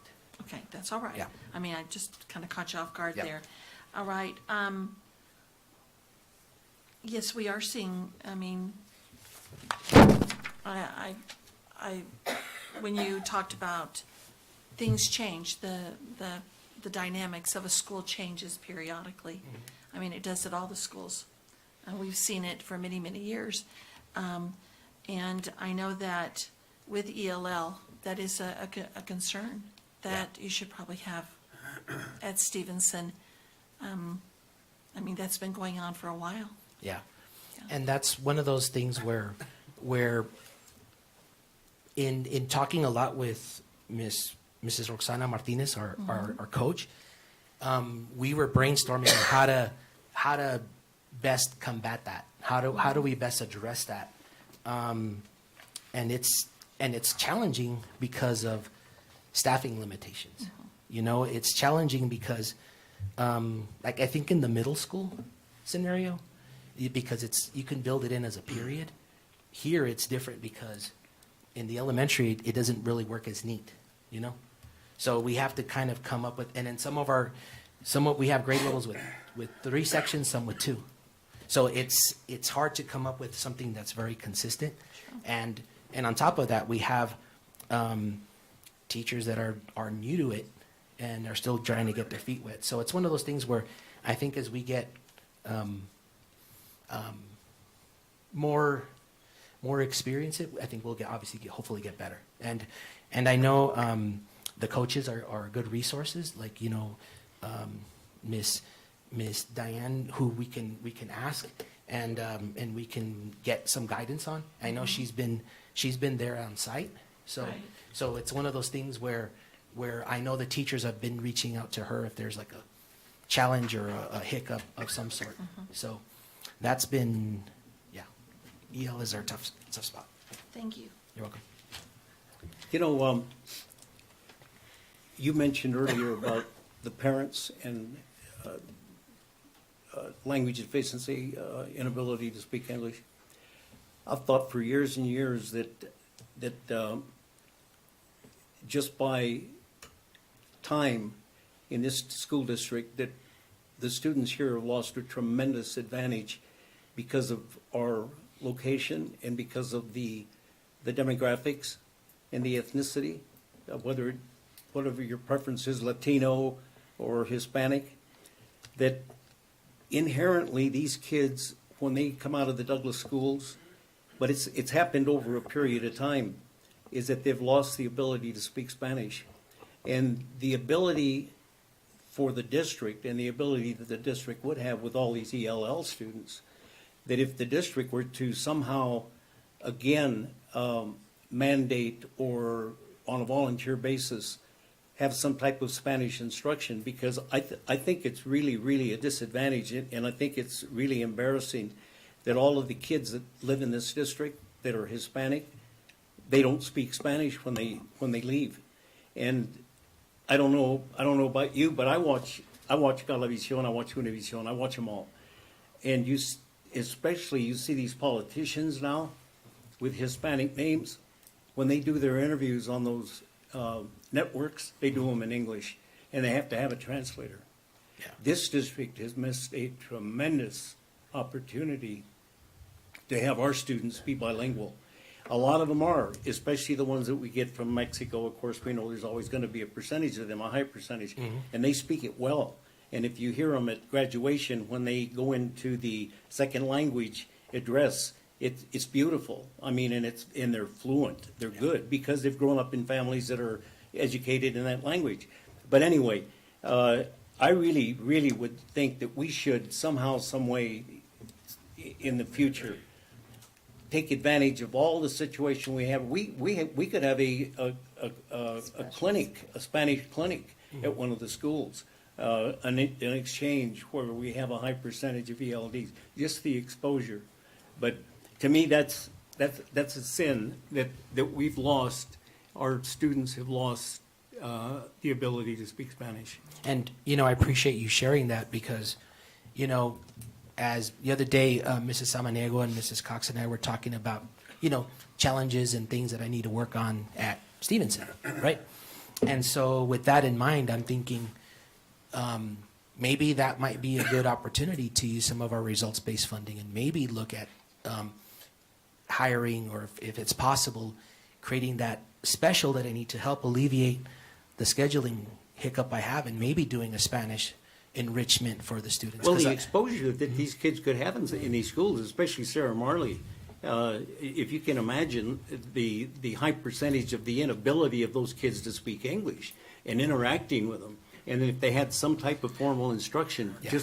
just a modicum Yeah. of instruction, that those kids would pick it up. Anyway, we got to move on, but Well, thank one you thing very that- much. Just to say something with Mr. Brain, it's shocking to see how many students qualify for the ELD or ELL program and do not speak Spanish yeah. because of one question or two questions that are on the, yeah. Yeah, we've run into that That's- quite a bit. Yeah, it's shocking. Well, I know your generation, when you grew up, I know that because of your family, and they knew the importance of the heritage and the biculturalism and those kinds of things, that they instill that in you, and you were exposed to it. But that's not happening today in Douglas, Arizona. You look at all the Hispanic surnames, and then you look at the children of those people, even the parents and the grandparents have a hard time speaking Spanish. So anyway, it's something I think that we should really, really think about somehow, some way, however it evolves. Okay. Thank you very much. Thank you. And congratulations on your. So congratulations to Stevenson, and I will say that, yes, he has 6 new teachers, and I tell Enrique, based on our site visits and the things that we're seeing, his new teachers are doing really well. They don't have any struggles in classroom management. They are performing, they're getting the support from the coaches, but that is a plus. And I told him that, I said, in general, your teachers are doing well, your new teachers. And I remember when he first got hired last year, one of the parents really commended, and because he was very welcoming, as a new principal. And so you definitely have worked hard at relationship building. I think you do it well with your staff and your parents. Okay. So Thank you. congratulations. Appreciate it. Thank you. Okay, moving along to our middle schools, we have Rodna La Madrid, principal at Rayburn Middle School.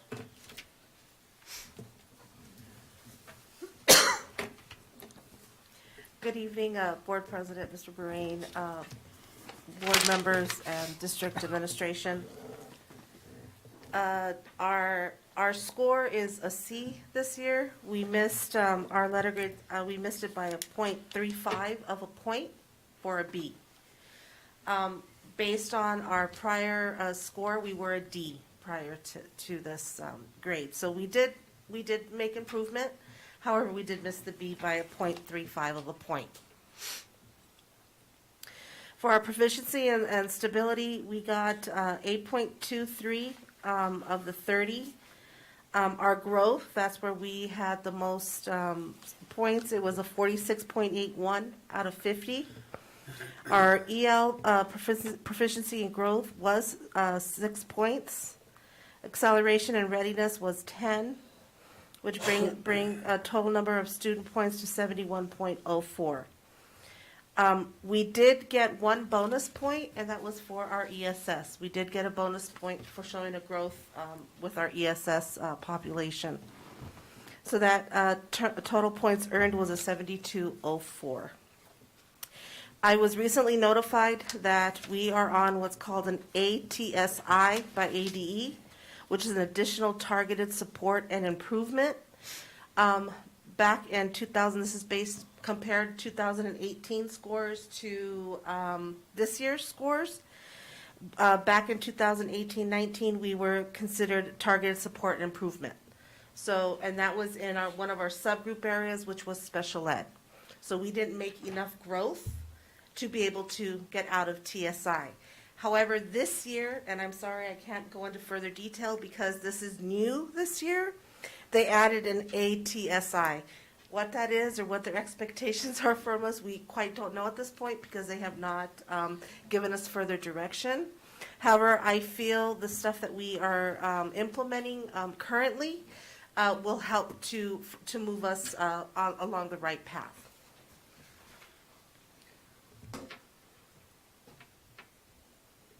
The bottom one. Did I do it? Sorry. There it is. Thank you, Marco. So part of what we're doing is our systems that we have in place is we have this is our second year that we've added an RTI, 8th period RTI. This is for students who are struggling or receiving one or more Fs in our in school. So our focus for that is focusing on the reading portion of it because every class has reading. We look at student-centered instruction and what does that look like. We're talking, we are encouraging peer-to-peer collaboration learning. That's that student engagement. Not only peer-to-peer with the students, but also peer-to-peer with teachers. Teachers being able to work collaboratively to help meet the needs of our students.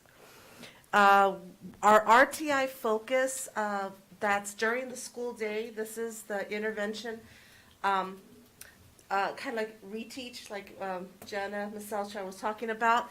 This is every student, 6th, 7th, and 8th grade student has this RTI. Our focus this year is in math. The reason why, when we went back and looked at our data, we noticed that we had a growth of 20.28% growth in ELA, and in math we went down to 15.39%. Typically RBMS has done fairly well in the area of math, and we saw a dip. So when we took it back to our teachers and we said, okay, why are we seeing this dip? And when we looked at the data, we saw our students were falling short when it came to number sense. Basic multiplication, division, addition, subtraction. So every teacher has an RTI class, either 4th or 5th period, it just depends on the grade level, and their focus is math, teaching these strategies and what areas these kids need. Mr. Martin, thank you, Mr. Martin, our assistant principal, I had him run our numbers from Q1 pre and post test just to kind of see how we're doing. And we saw a 23% increase in our RTI data alone in Q1.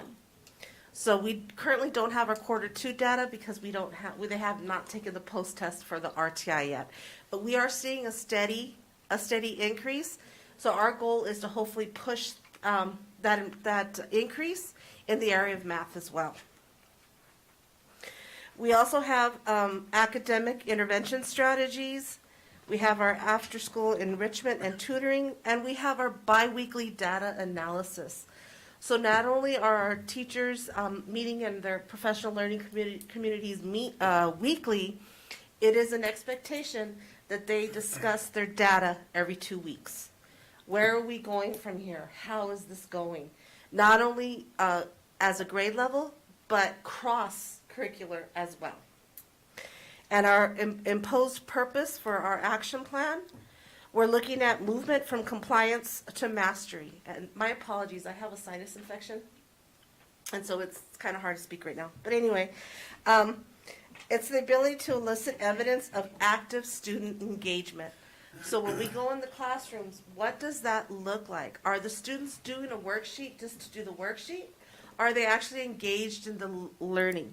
Is it student-led instruction, and what does that look like?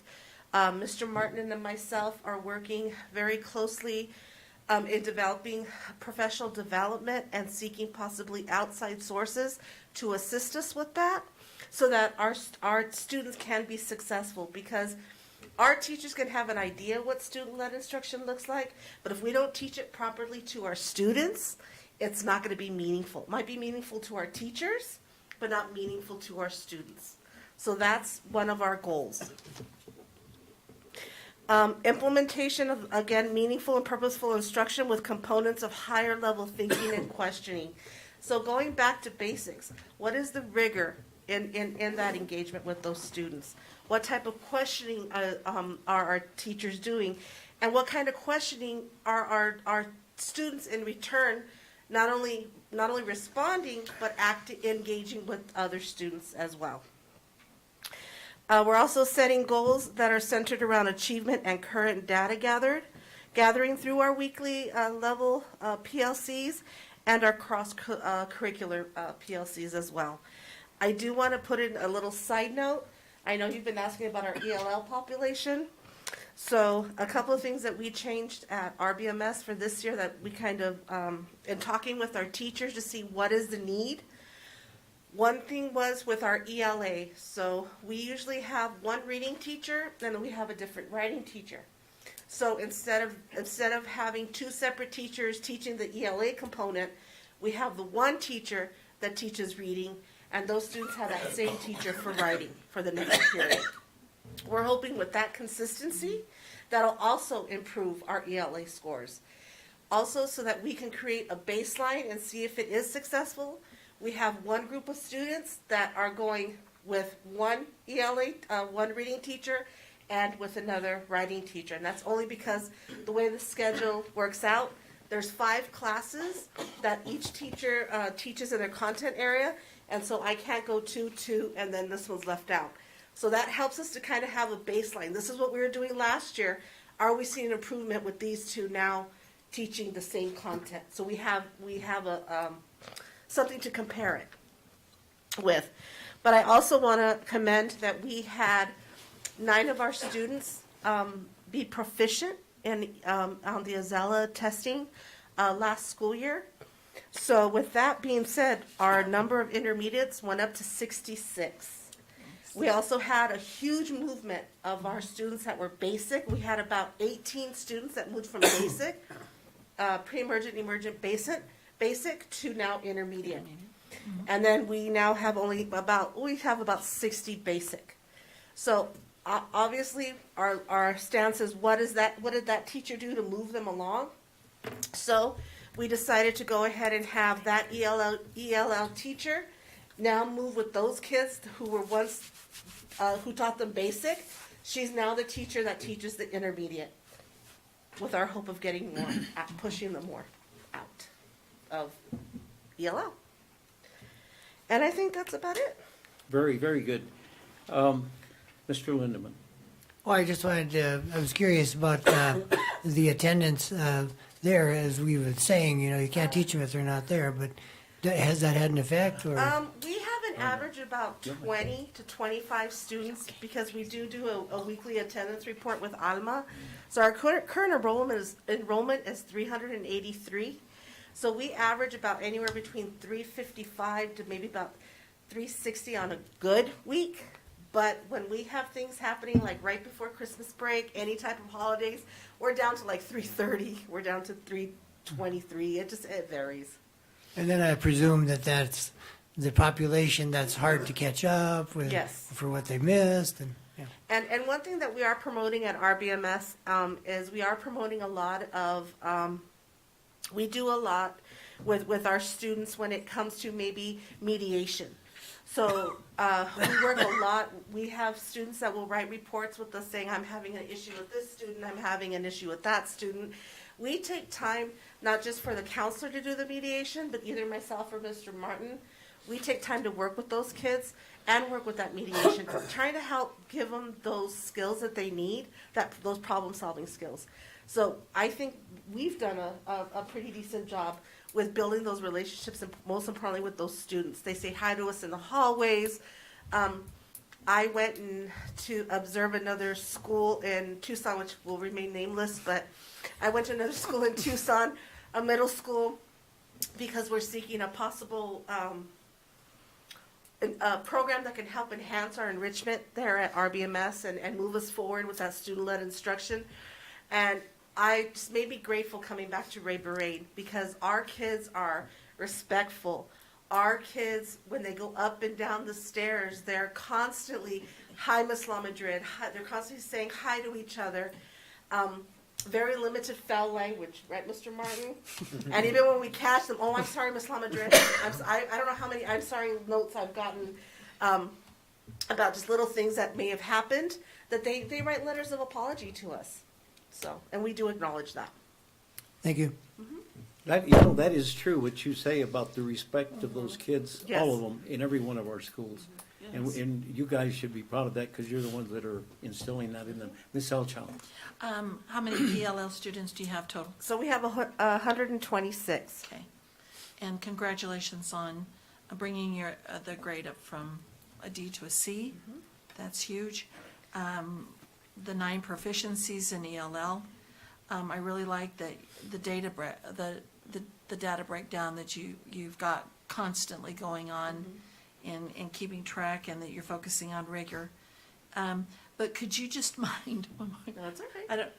I don't think I zoned out. But what did you say TSI is? So it's called ATSI, and ATSI. it's new this year. It's called, I even had to write it down. It's a mystery. It's a mystery. It's called Additional Targeted Support and Improvement. Okay. So this is, from what I read, and they can, Yes. it's one level up from TSI, and basically we have this year to meet those deficiencies. But our only deficiency right now, from what I can see, is only in ESS. And when I looked at that, because that's when we originally were TSI, was based on our ESS subgroup. So how we're addressing that is we're doing more push-in.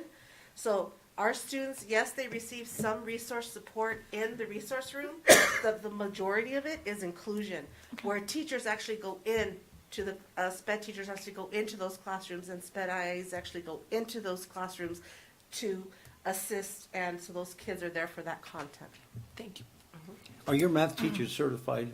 How many, what is that certification or ability? I do have all three of my math teachers are certified, so we do they are our go-to people. But when it comes to data analysis for the RTI, I tell my math teachers, and it's really hard at times for them to kind of sit back and allow the other grade level teachers, but they're responsible. And because it's basic skills, we kind of simplified it. In other words, they have a number of the day. So the number of the day, they'll either have to multiply it, divide it, add it, subtract it, and they kind of build off of that. So they're basic skills that all the other teachers can teach. And we, like I said, we have seen a 23% increase for 6th, 7th, and 8th increase from quarter one alone. We have not gotten the quarter two data yet because they haven't finished giving their quarter two post tests. But I'm really confident that we will increase our math scores. Okay, Ms. anybody else? Ms. Ahmadid, how many new teachers do you have? So I have a total of 5 new teachers and 2 long-term subs. And our instructional coach, we do have there, Ana Gonzalez, has been instrumental in helping to guide and helping to provide that support because we only have one new induction coach. So she works in collaboration with our induction coach to provide the needed assistance that our new teachers need, as well as especially our long-term subs. And we have 2 long-term subs currently. So that's been a struggle. Yes. The subs and the vacancies. And I'm losing 1 sub at Yes, the end of December. at the end that has committed. So for some reason, because even when I was at RBMS, my principalship started with 8 vacancies. So that is a struggle at RBMS. Yes, I started with 7. Well, that's the reason I asked that they weren't long-term subs or anything. They're No. actually certified. Thank you Yes. very much. That was You're great. welcome. Thank you. Congratulations to RBMS. Thank you. All right, and Mr. Walker asked to be last, and he was the first one to submit his presentation, so we're going to honor his request. So next is Douglas High School.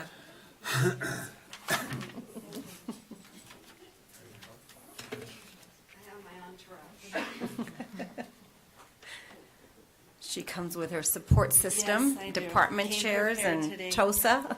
Would you like to take about a 5-minute break? Would you like to take a 5-minute break? Let's take Okay. about a 5-minute break and get your Okay. thoughts together there.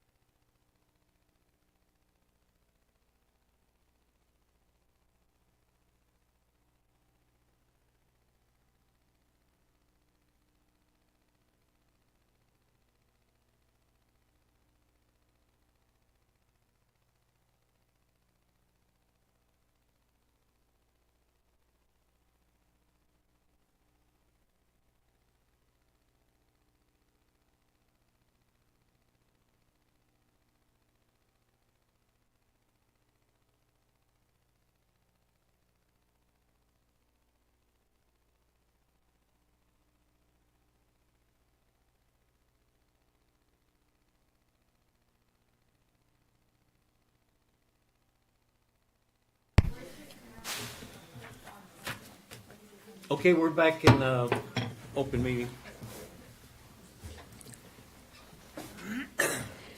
Good evening, Mr. President, board members. So as soon as they have the presentation up, we'll go ahead and get started.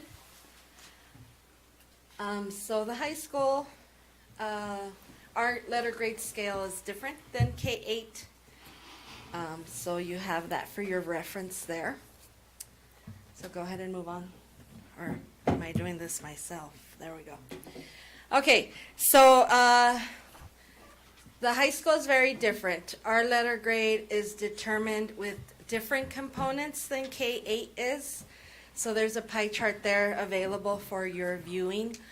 So unlike K-8, our proficiency and growth is 50% of our letter grade, whereas elementary and middle school, it's actually 80%, right? So there's a huge difference there, but I'm going to explain where the differences are. So 30% weight for proficiency, and of that score, we earned 12.24 points. Our growth, we earned 16.2 out of the 20 possible points. And then in our EL proficiency and growth, we earned 6 out of the 10. 3 points were from proficiency and 3 points were from growth. So here's where one of the differences is compared to my colleagues is we have graduation rate that is factored in. So I'm really happy to report that both our 4, 5, 6, 7-year graduation rate and our 4-year graduation rate improvement, we earned full points for that, giving us a total of 20 points. So very excited for that.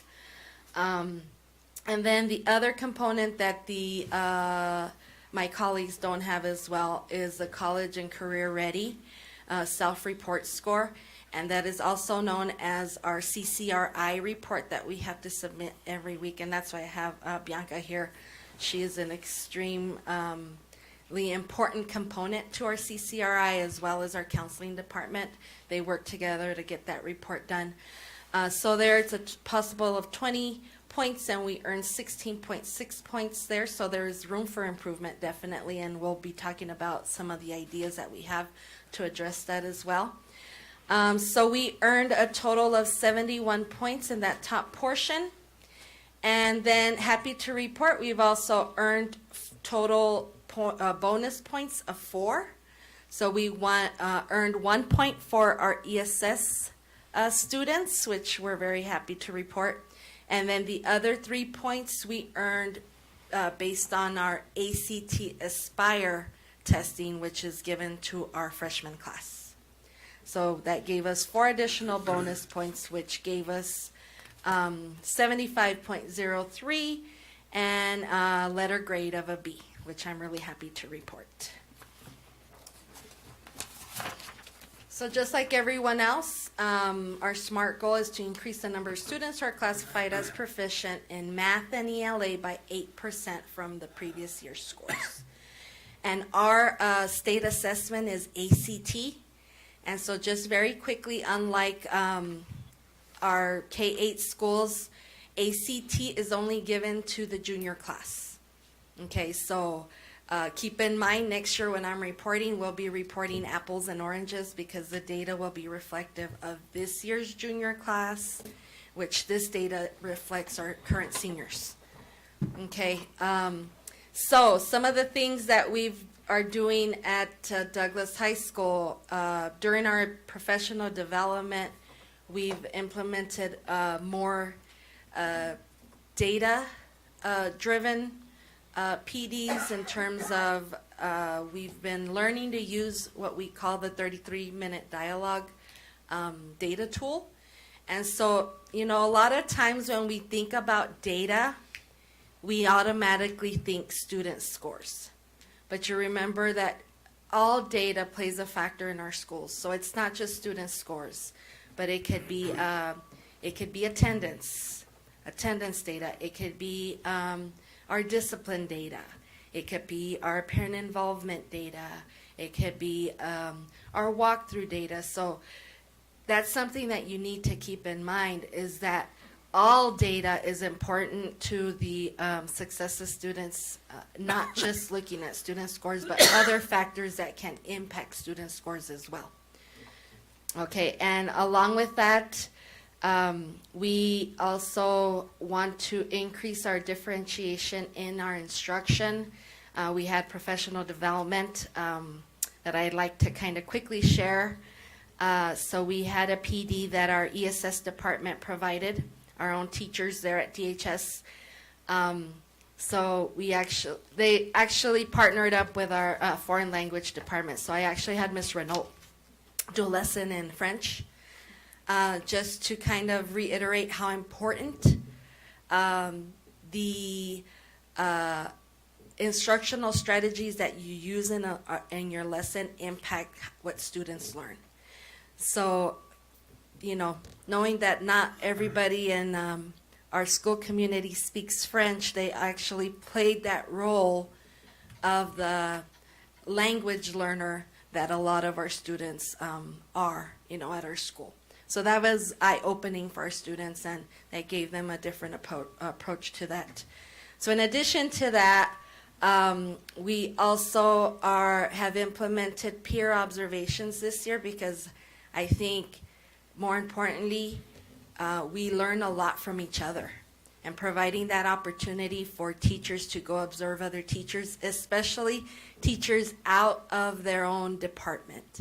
I know a lot of times we are very departmentalized at the high school, but it's important for them to see, you know, and observe and learn from their peers outside of their department as well. So I'm going to now pass it over to Ms. Hernandez here. She plays dual roles at our school. She is our secondary curriculum coordinator as well as our math department chair. And she's going to kind of give you a brief update on what we look forward to with the new math textbook adoption. And this is, of course, for next year. And then I'm going to skip some things, and then I'll also have Ms. Martinez, which is our English department chair, talk about our ELL program, and they'll both share information regarding our English and math curriculums at DHS. Thank you. Good evening, Board President, members of the board, and administrative staff. So just to talk a little bit about our math textbook adoption, this is a monumental, maybe a very exciting time. I was a part of the last math textbook adoption, and it was in 2006. So we're very excited to have an official math curriculum, although the Arizona standards have provided that information to us.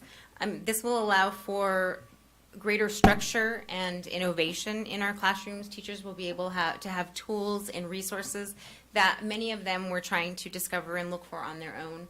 And so when it comes to math proficiency of our students, having this resource and having the ability for the teachers to collaborate with this textbook will really allow for greater instruction, depth of knowledge, all of the ideas and concepts that these students need to be able to perform on ACT, which is a college readiness exam.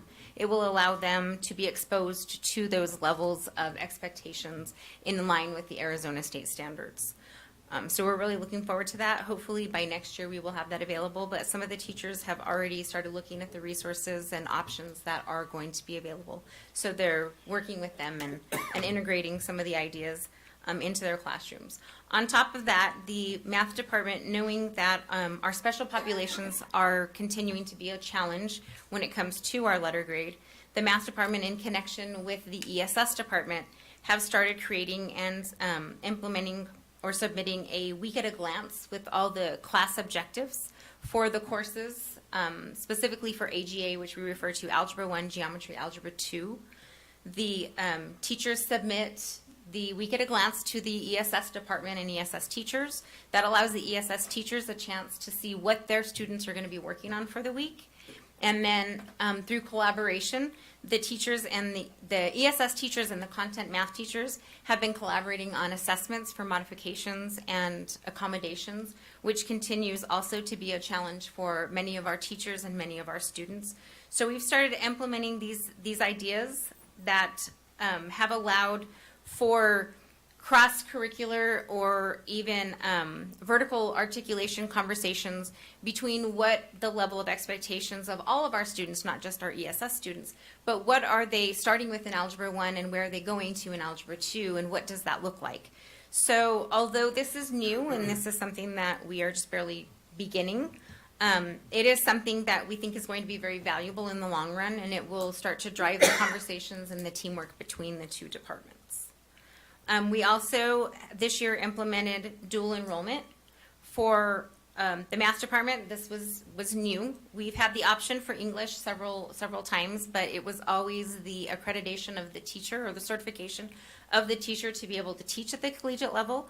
I worked very hard to attain my 18 hours of master's level math courses, which took a great deal of time. And I will just say anybody who has earned a master's degree has no idea what a master's level course is until you take a master's level math course.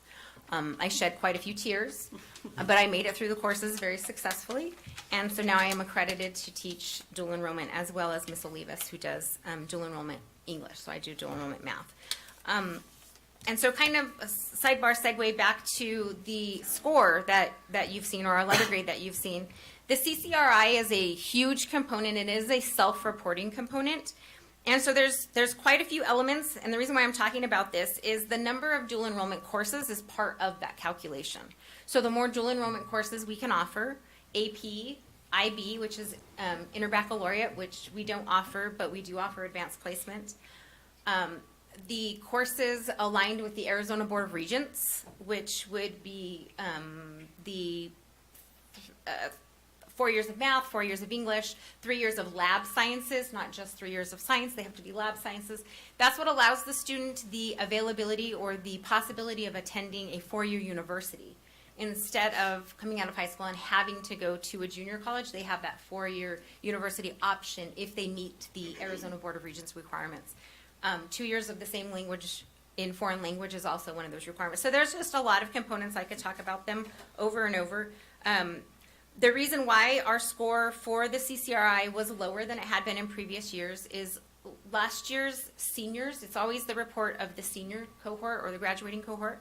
Last year's senior cohort was the cohort that was not expected to take an ACT or an SAT for college entrance exams. They were also juniors and seniors during a COVID time when testing was very limited and not available. So we had very few students who actually took an ACT or an SAT. This year, with our current cohort, they are the cohort, the first cohort to take the ACT. So every single one of those students is going to have a qualifying score that will be able to be utilized. Because when a student takes the ACT, although it is their state test, they can use that test for qualification to attend a university or qualify for scholarships. So it is their score. It's not a score owned by DUSD or by the state of Arizona. It is their individual score that they can visualize or see if they log into their My ACT account. So that is a plus that we will be able to add those into our CCRI. Other items that go into our CCRI is any CTE certifications that our CTE program offers, which are great because we do have a fabulous CTE program with many certification options for our students.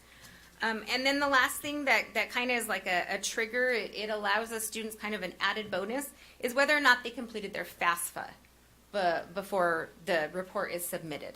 And so we really push hard through our counseling department for our seniors because FAFSA opens in October of the year prior to them attending a university. We try to get as many students through Cochise College. We have a FAFSA night, and we have parents come in. We have offerings during the day or during the evening where parents can get help on completing that FAFSA because it can be a little tricky the first time parents complete that. So those are just some of the things that we have going for us. Good evening. As the English department chair, I wanted to focus on 2 points. The first was our plan to increase the EL proficiency and growth, what we have done as a department. Currently, our EL classes we have 2 targeted classes, And in one of the targeted class, well, both targeted classes, we have added the ILIT program that the district has provided, and it supports our EL learners. I've had the opportunity to co-teach with this program, and I've seen a great increase in their confidence, in their reading skills, in their language in general. So I'm looking forward to seeing how they do as far as testing is concerned when the AZALA test, as it's approaching.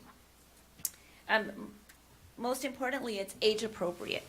That's one issue we have with our EL learners, is that a lot of the programs that have been brought in have not been age appropriate, and they're the same strategies that are being used in the elementary schools and the middle schools, but it doesn't target the high school student.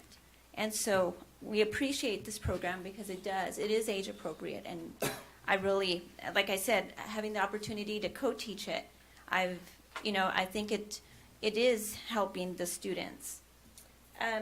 Another thing is our EL students are integrated in all content areas, so all of our teachers support the EL learners. Let's see. As far as the second point would be the increasing proficiency.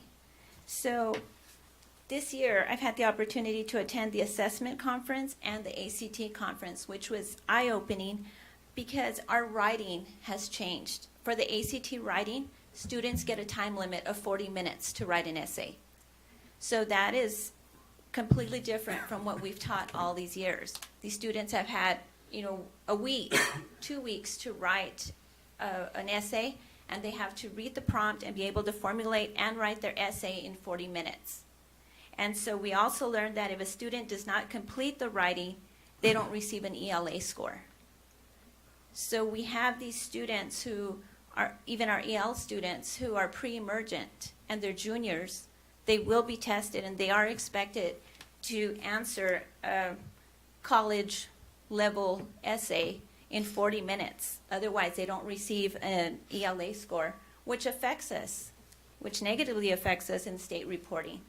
So that's very important that we shift our focus and we start practicing those writing skills that they need.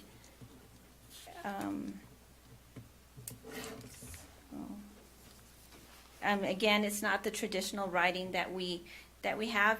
One thing we're looking forward to is this year we've proposed a literacy showcase at the end of the year where all of our students will be able to showcase their literacy skills and what they've learned and share it school-wide. So we're looking forward to that at the end of the year. Okay. Oh, and one last thing we also learned at the ACT conference is there's an ACT instructional mastery, which English, for example, has 3 components of the ACT test. We have reading, English, and writing. And then we have the math also. So we're looking forward, and we're hoping that we could have some of our teachers take that ACT instructional mastery so that we can share that with the district. Melissa, do you have more that you're going to report on? Or are you just going to summarize? Yeah, I'm almost done. Oh, okay. No, I don't want to cut you off, but I just thought we've got, the specific questions. we're wrapping up We here. can always come back. Go ahead. But we're wrapping up. So just, those are things that we have, have in place now. Just for future reference, for next school year, we're already being proactive in terms of what we will have new coming next year. So just very quickly, we have new credit requirements. Don't hurry. I'm not hurrying. I was just thought maybe just the procedure would be to ask the questions while they were there. No, I'm almost done. No, and they'll go be ahead. more than happy to answer questions. But then a new bell schedule. We're looking at having a new bell schedule for next year as well to meet the new credit requirements. And then in addition to that, so just like Bianca stated, we offer, of course, dual credit programs with Cochise College through CT, a lot of our CTE programs, math and English, and we're proud to say that we're pursuing also offering a Spanish dual credit for the 23-24 school year as well. And we have a teacher on staff that has met the qualifications to be able to be certified to teach that dual credit class. So that basically sums up our presentation. I know it's a lot of information, but there is really truly a lot that happens at Douglas High School that maybe we are not aware. So if anybody has any questions, we'll be more than happy to answer. We've got plenty of time. Just slow down. You don't have to worry. Yeah. No, unless all right. you want to go watch a basketball game or Yeah. something. No, I'm not gonna lie, yeah, I do. but first of all, let me just say before we get into the specifics that it has been extremely reassuring listening to all these presentations, and I know we still got Randy to go. But for the board, and I would say especially for the administration to know that they've got such capable people out there, and I sincerely mean this. These presentations tonight have been very informative, and it gives so much confidence. I know for me and as well as the board that each and every principal knows their building so well, and that they're totally enthused about what they're doing. So I just wanted to say that. And then we're open for questions now for the high school, and then we've got one more to go. Do you have any questions, Mr. Lindeman, of any one of them specifically? Yeah, thank you. I just generally wanted to say that I'm gratified to see the dual credit. You know, I've been an advocate of that for years, and we have the same issues, but now it's coming to fruition. So I'm pleased with that. Thank you. Ms. Halchow? Okay. I really like that you explained about your peer observations that are now going that possibly will connect department to department. I understand that it's real easy to see it as just, little individual groups. The dual enrollment, like Mr. Lindeman said, I'm very proud of this. There are times when people ask, what does our high school really have to offer students? I don't think that they really know. And that dual credits is tremendous because you leave Douglas High School with college credits that boost you along the way, and you don't have to spend as much time in college, or it opens the door to other programs. And I'm very excited to see that continuing, and that you're adding a class, a Spanish class. That's great. And on that note, I would just like to say there's a big thank you to the district, because not only are those students allowed to take those courses or available to take those courses, but for the core areas where funding is not available like it is through CTE, the district has subsidized those costs to those students. So right now for the dual enrollment math and English, the students are only paying $25 per course per semester, which we just registered for next semester today, and they told the students that it would be $600 if they were paying it through Cochise College themselves. There's a discount for the tuition the district pays, but the students are only paying $25, which is amazing. So we appreciate the district's support on that as well. Thank you. That's all. Okay, Ms. Martinez, I have a question for you. You mentioned the college level essay 40-minute, and could you just kind of briefly explain what that is? Because that the writing, especially because you see so much on social media, and you see the way these young people, the way they express themselves and the language they use, and all of these, really, it's really kind of, it's not, I'm not going to say disgusting, because whatever the topic is, that's fine. But when they get into the expository and they start expressing themselves, to me, and I see a lot of it not only on the news, but we've seen some of the things they've written here during student disciplinary hearings and so on, it's not the best. So it's at some levels, right? So what is that 40 that college level essay? So that's the writing portion. That's actually the writing portion of the ACT test. Oh. They're given an argumentative essay at the junior level, and they have to write an essay. They're given a prompt, and they have to write an argumentative essay in 40 minutes. Okay, and So then compare when, that, so that you can understand, compare that to ASA or, let's see, AZM too. What was that difference? How much time did the kids have before to write their essay? 2 weeks. It was Unlimited. Unlimited. They had the entire school day to Yes. write it.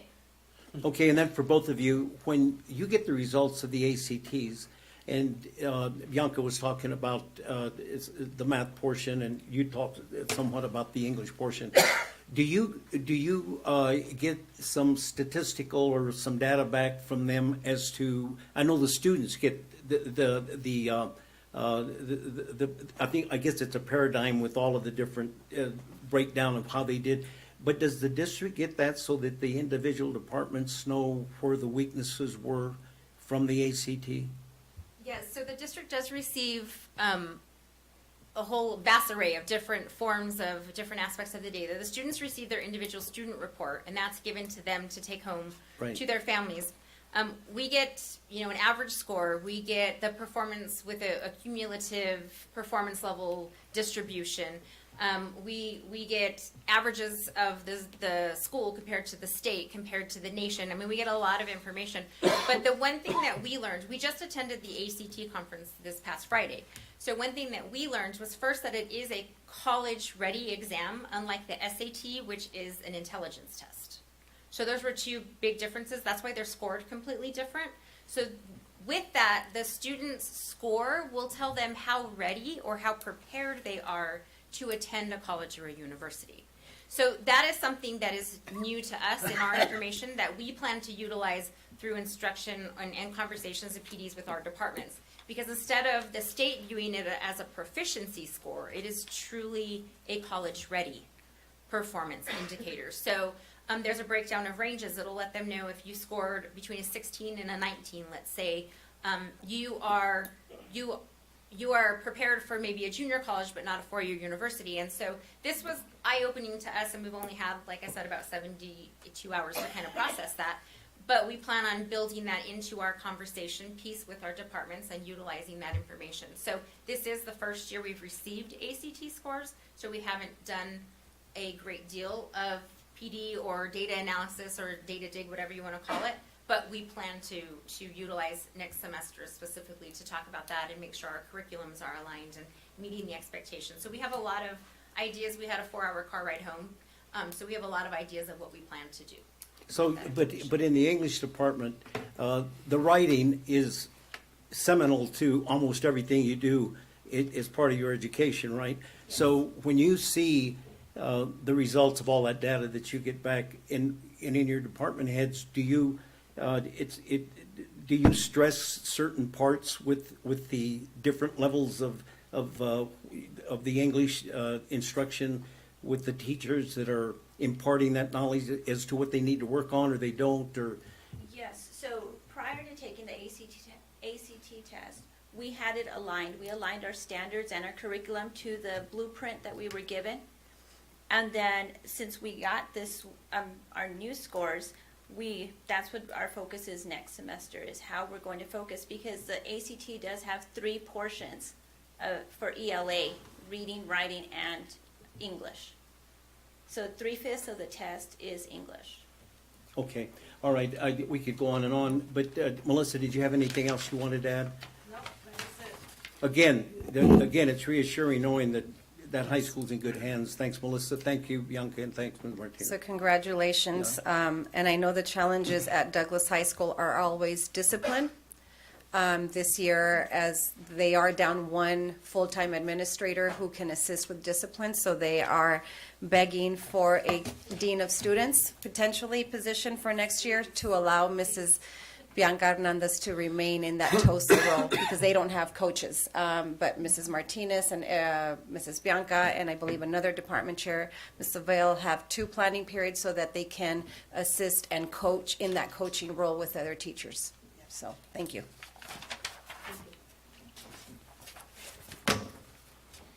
And last but not least, Mr. Walker and Paul Huber Middle School.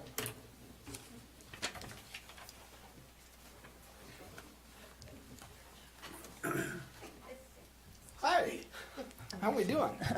Doing well. Good. No notes, nothing. Look No, at the confidence I in that guy. So, there we go. All right. So, Huber is new to me again. So, we got our letter grade. It's actually a B. There's a misprint at the top. But looking at our data, the growth in proficiency normally is flipped. So this time our growth was 48.6 and our proficiency is 11.8 points. The acceleration and readiness, we got our 10 points. EL, proficiency and growth, we got our 7 points. We also got 1 bonus point for science. And so we ended up, percent tested was 98.21, which is pretty close to being average for before and now. So, so we ended up with a B.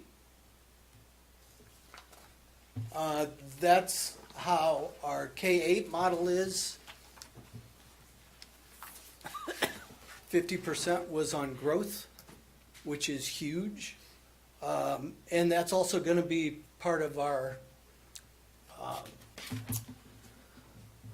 what we're looking at for next year, because if we don't keep that growth, we're going to drop drastically. Even if we get a gain in proficiency, if we don't keep that growth, our letter grade will go down. So there's our scores, 6th grade, 7th grade, and 8th grade, how they came out, percent, passing, 29, 33, and 40%. Math, if you look at it, basically 9%, 13%, and 12.5%. So you can kind of guess which one was kind of a shocker to us, but it's not that different from in the past. Math has always been lower for us than ELA. Our SMART goal, we're looking, I did some numbers compared to the past to this one. If we get 11% growth over the school, we should be in pretty good shape. We should be competitive in keeping our B level grade. So through the use of coaches, our PLCs, meeting with Jessica and Nicole once a week, that's what we're focusing on, is what I'll show you is our school morale. One of the things that when I came in, I met with Mrs. Fimbres, I met with some teachers, I met with some parents, just the morale, whether it be COVID, getting back into the swing of things, needed to be increased. Our student attendance, and I'm going to tie number 2 and number 2 together, our teacher attendance and student attendance. Because if the students aren't there, it doesn't do any good, like they've said before, what the teachers are doing. Well, if the teachers aren't there, it doesn't do the students any good to be there. So we need to increase both of them to be in school. And so far we've done okay. Right now our student attendance rate is 95%. I looked in the past, we were at a 98% after the first quarter. So it's not too far off from where we were last time. Back to basics teaching. It's kind of funny. A couple weeks after we started, I had a teacher walk up and say, "Is it okay if we get in groups?" You know, I had another teacher ask me, I don't remember how to do this. We were talking about different strategies. And one said, I don't remember how to do this. And, you know, you start thinking about it. We were in COVID for almost 2 years where the teachers really weren't having to be standing up in front of the class doing these different things. So that's what I mean back to basics. Getting up in front of the class, having good discussions among the class, using good strategies in the classroom. So if we can get to those, we'll be okay. And so that's kind of our focus this year. And then, of course, content PLCs. We try to meet every 2 weeks amongst the content. I will start the conversation. Mrs. Fimbres will start the conversation. A lot of times the teachers start talking amongst themselves. and they start discussing good things that are happening in their class. Hey, I tried this. This works. Oh, so they start having those good discussions. And I think that's a really important factor, is where the teachers are having good discussions. So that's kind of what we're looking at right now. And that's what I've got for you. I think we're in a good place right now. Yes? Okay, just checking. She keeps me on track. That was her one job this year. The only job I gave her was to keep me on track. You're doing good. Yeah. So, questions? You're gonna call on me? No, I'm just kidding. I already know her question. Can I just answer it now? No, Go ahead. Let her ask it. I wanted to know what your enrollment is right now. 432, and it fluctuates weekly a little bit. And your ELL, About 60. 60. ESS is Pretty about high. 35. Okay, I want to tell you, Mr. Well, can I call you Randy? You can call me Randy. That's fine. I like that you are, or that your school is working towards an 11% smart or goal for your growth, for proficiency, everything. I think that's tremendous. I think you'll reach it. I do. I hope so. Going into something with this type of attitude, that instead of looking at the minimum or just a step or two above the minimum, that you're looking at that 11% and that you want to keep where you're at, you want to keep your current letter. I really like that. I think you're gonna make it. Teachers are focused. Sounds like it. They're doing. They were not happy with our scores, so Well, that's all it takes, isn't yeah. it? So. Thank you, Mr. Walker. I noticed you said 95% of the students were in attendance. Mhm. Do we know what the teachers' percentage is? I wasn't able to run it. Yeah. So it's pretty good. It's about normal from previous years that I was there. So it's not anything horrible.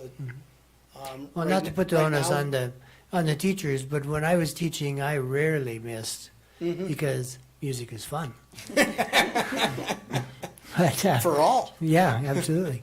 But thank you very much, and congratulations. Thank you, Thank you. Mr. Go Brain. ahead. No, you said it all. I mean, you're intimidating. I'm just No, kidding. Congratulations to Huber Congratulations, and good to have you back, actually. Thank you. and your staff. So I do want to reiterate what Mr. Berain said. Corey, Fernando, Claudia, Henry, Enrique, Rodna, Melissa, Randy, I am very proud of the work that you all do.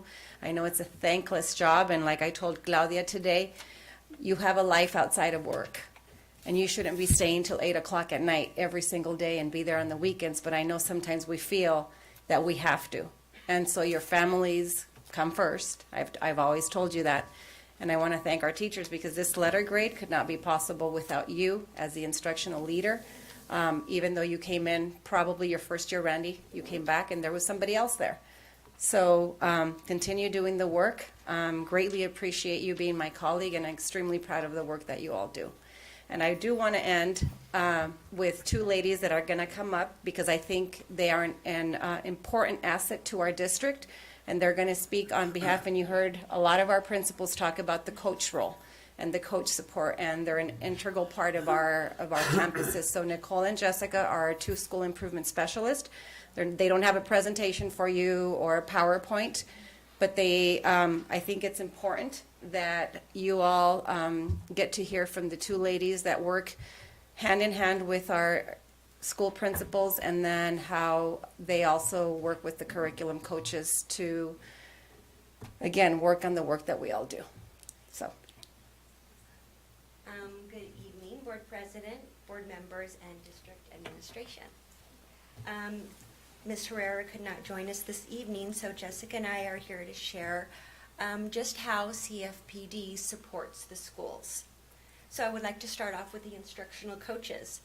So I think what Mr.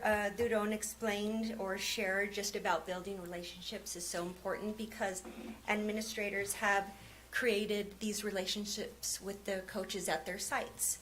And when they meet, they are able to discuss the needs of the teachers and the students. Oh, okay. And so once the needs are identified, the coaches will meet with teachers during their PLC. Coaches can review lesson plans and offer feedback, and coaches are often going into classrooms to model lessons and do some whisper coaching.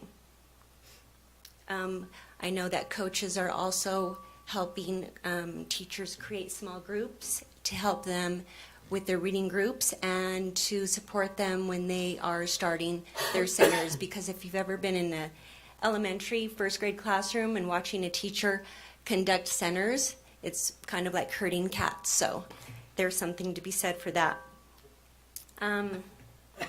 I know that the coaches are also working with interventionists and creating groups for ELA and math. For the ELD coaches, keep in mind that we have 2 for the district.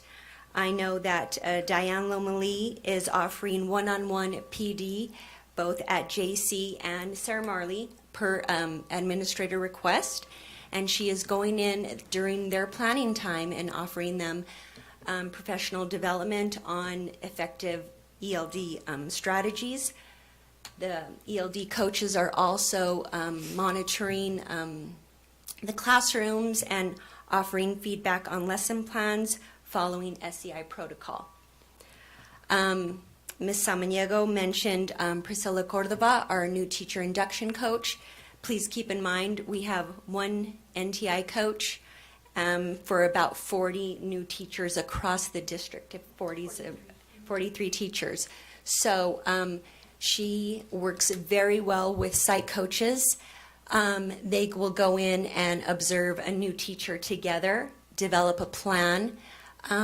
Priscilla will do some modeling, and then the instructional coach can kind of follow up with additional coaching so Priscilla can go to her other sites. Some of her professional development also includes classroom management and then, of course, best teaching practices.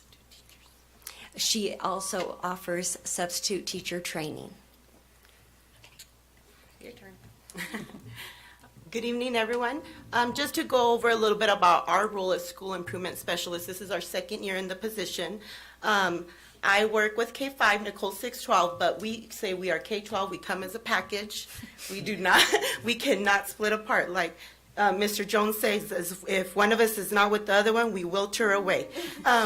So as school improvement specialists, we are like the liaison between CFPD and administration. We help them achieving their site goals. Just part of the things that we do, we assist with planning and organizing all the district and site PDs.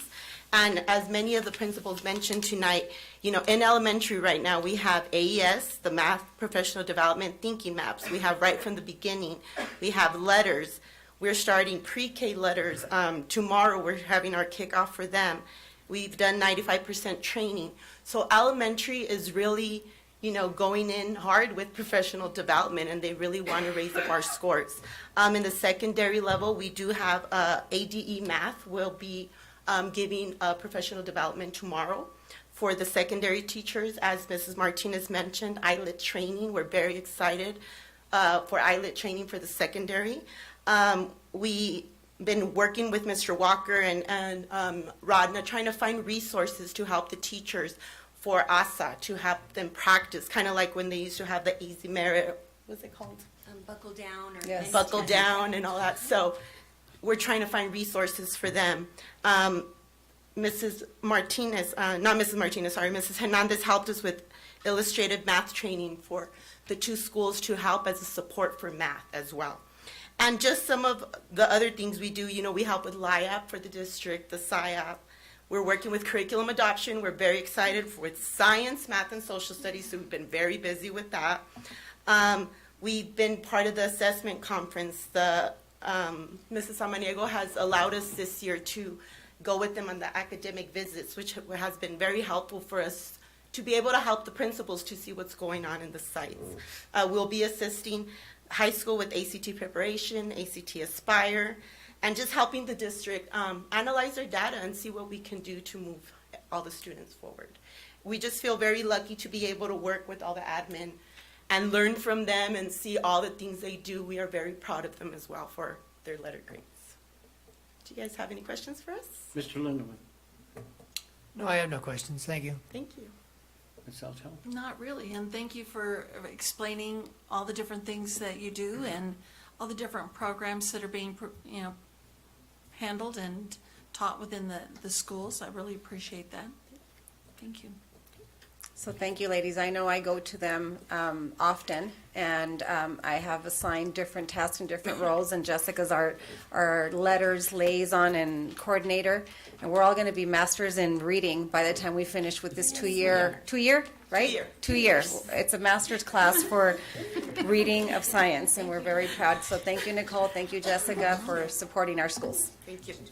You'll get that whole coaching staff up to your level of ability one of these days, right? That's Yes. that's the That's a idea. goal. That's the goal. A few years ago, Stevenson School was having some major problems, and it became an issue at the State Department of Education and also with the State Board of Education. And I happened to be, because of some unpleasant circumstances with the person who was in the position that Mrs. Samaniego's in now, was relieved of his duties, and I inherited that particular controversial issue at Stevenson, and this is just to give you some a little bit of taste of the quality of those two people. Is those people, they sent 2 people down from the Department of Education to do an assessment and an investigation actually at the school. And they went into classrooms, and Jessica wasn't there at the time, but Nicole was. And so when I did the exit interview with those 2 people from the department, who I just coincidentally had worked with in the department prior, so they felt very comfortable. And when they did the exit interview, they said that they had gone in a lot of classrooms.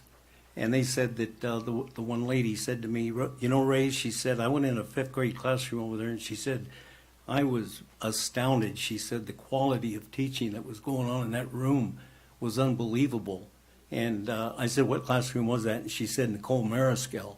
So that's worth mentioning, because when you have that type of recognition from an outsider, from the Department of Education, and the lady was a very well experienced teacher and had been in the department a long time. That's the kind of accolade you want to hear about people. So I say that because I want you to know that, and I know Jessica by reputation as an excellent teacher as well, but that the fact that those 2 are coaches and that they're sharing their expertise and their knowledge with others is gratifying. All right, so what else do we have? That's it. It is almost 8 o'clock, and I think we will continue to work on our goals. And one thing that I will say that you probably saw evident is some of the very same similarities, and that's evidence that we are having these discussions as an admin team. Nobody's working in isolation. Nobody is coming up with, outrageous goals. We want to improve the level of rigor. We want differentiated instruction. We want to see teachers teach and kids learn. And that's what we're doing as a team. Okay, is that it? Yes. Thank you Mr. very much, President, all of you. We Mr. appreciate President. y'all very much. Mr. Well, Lindeman had sorry, a go question. Yeah.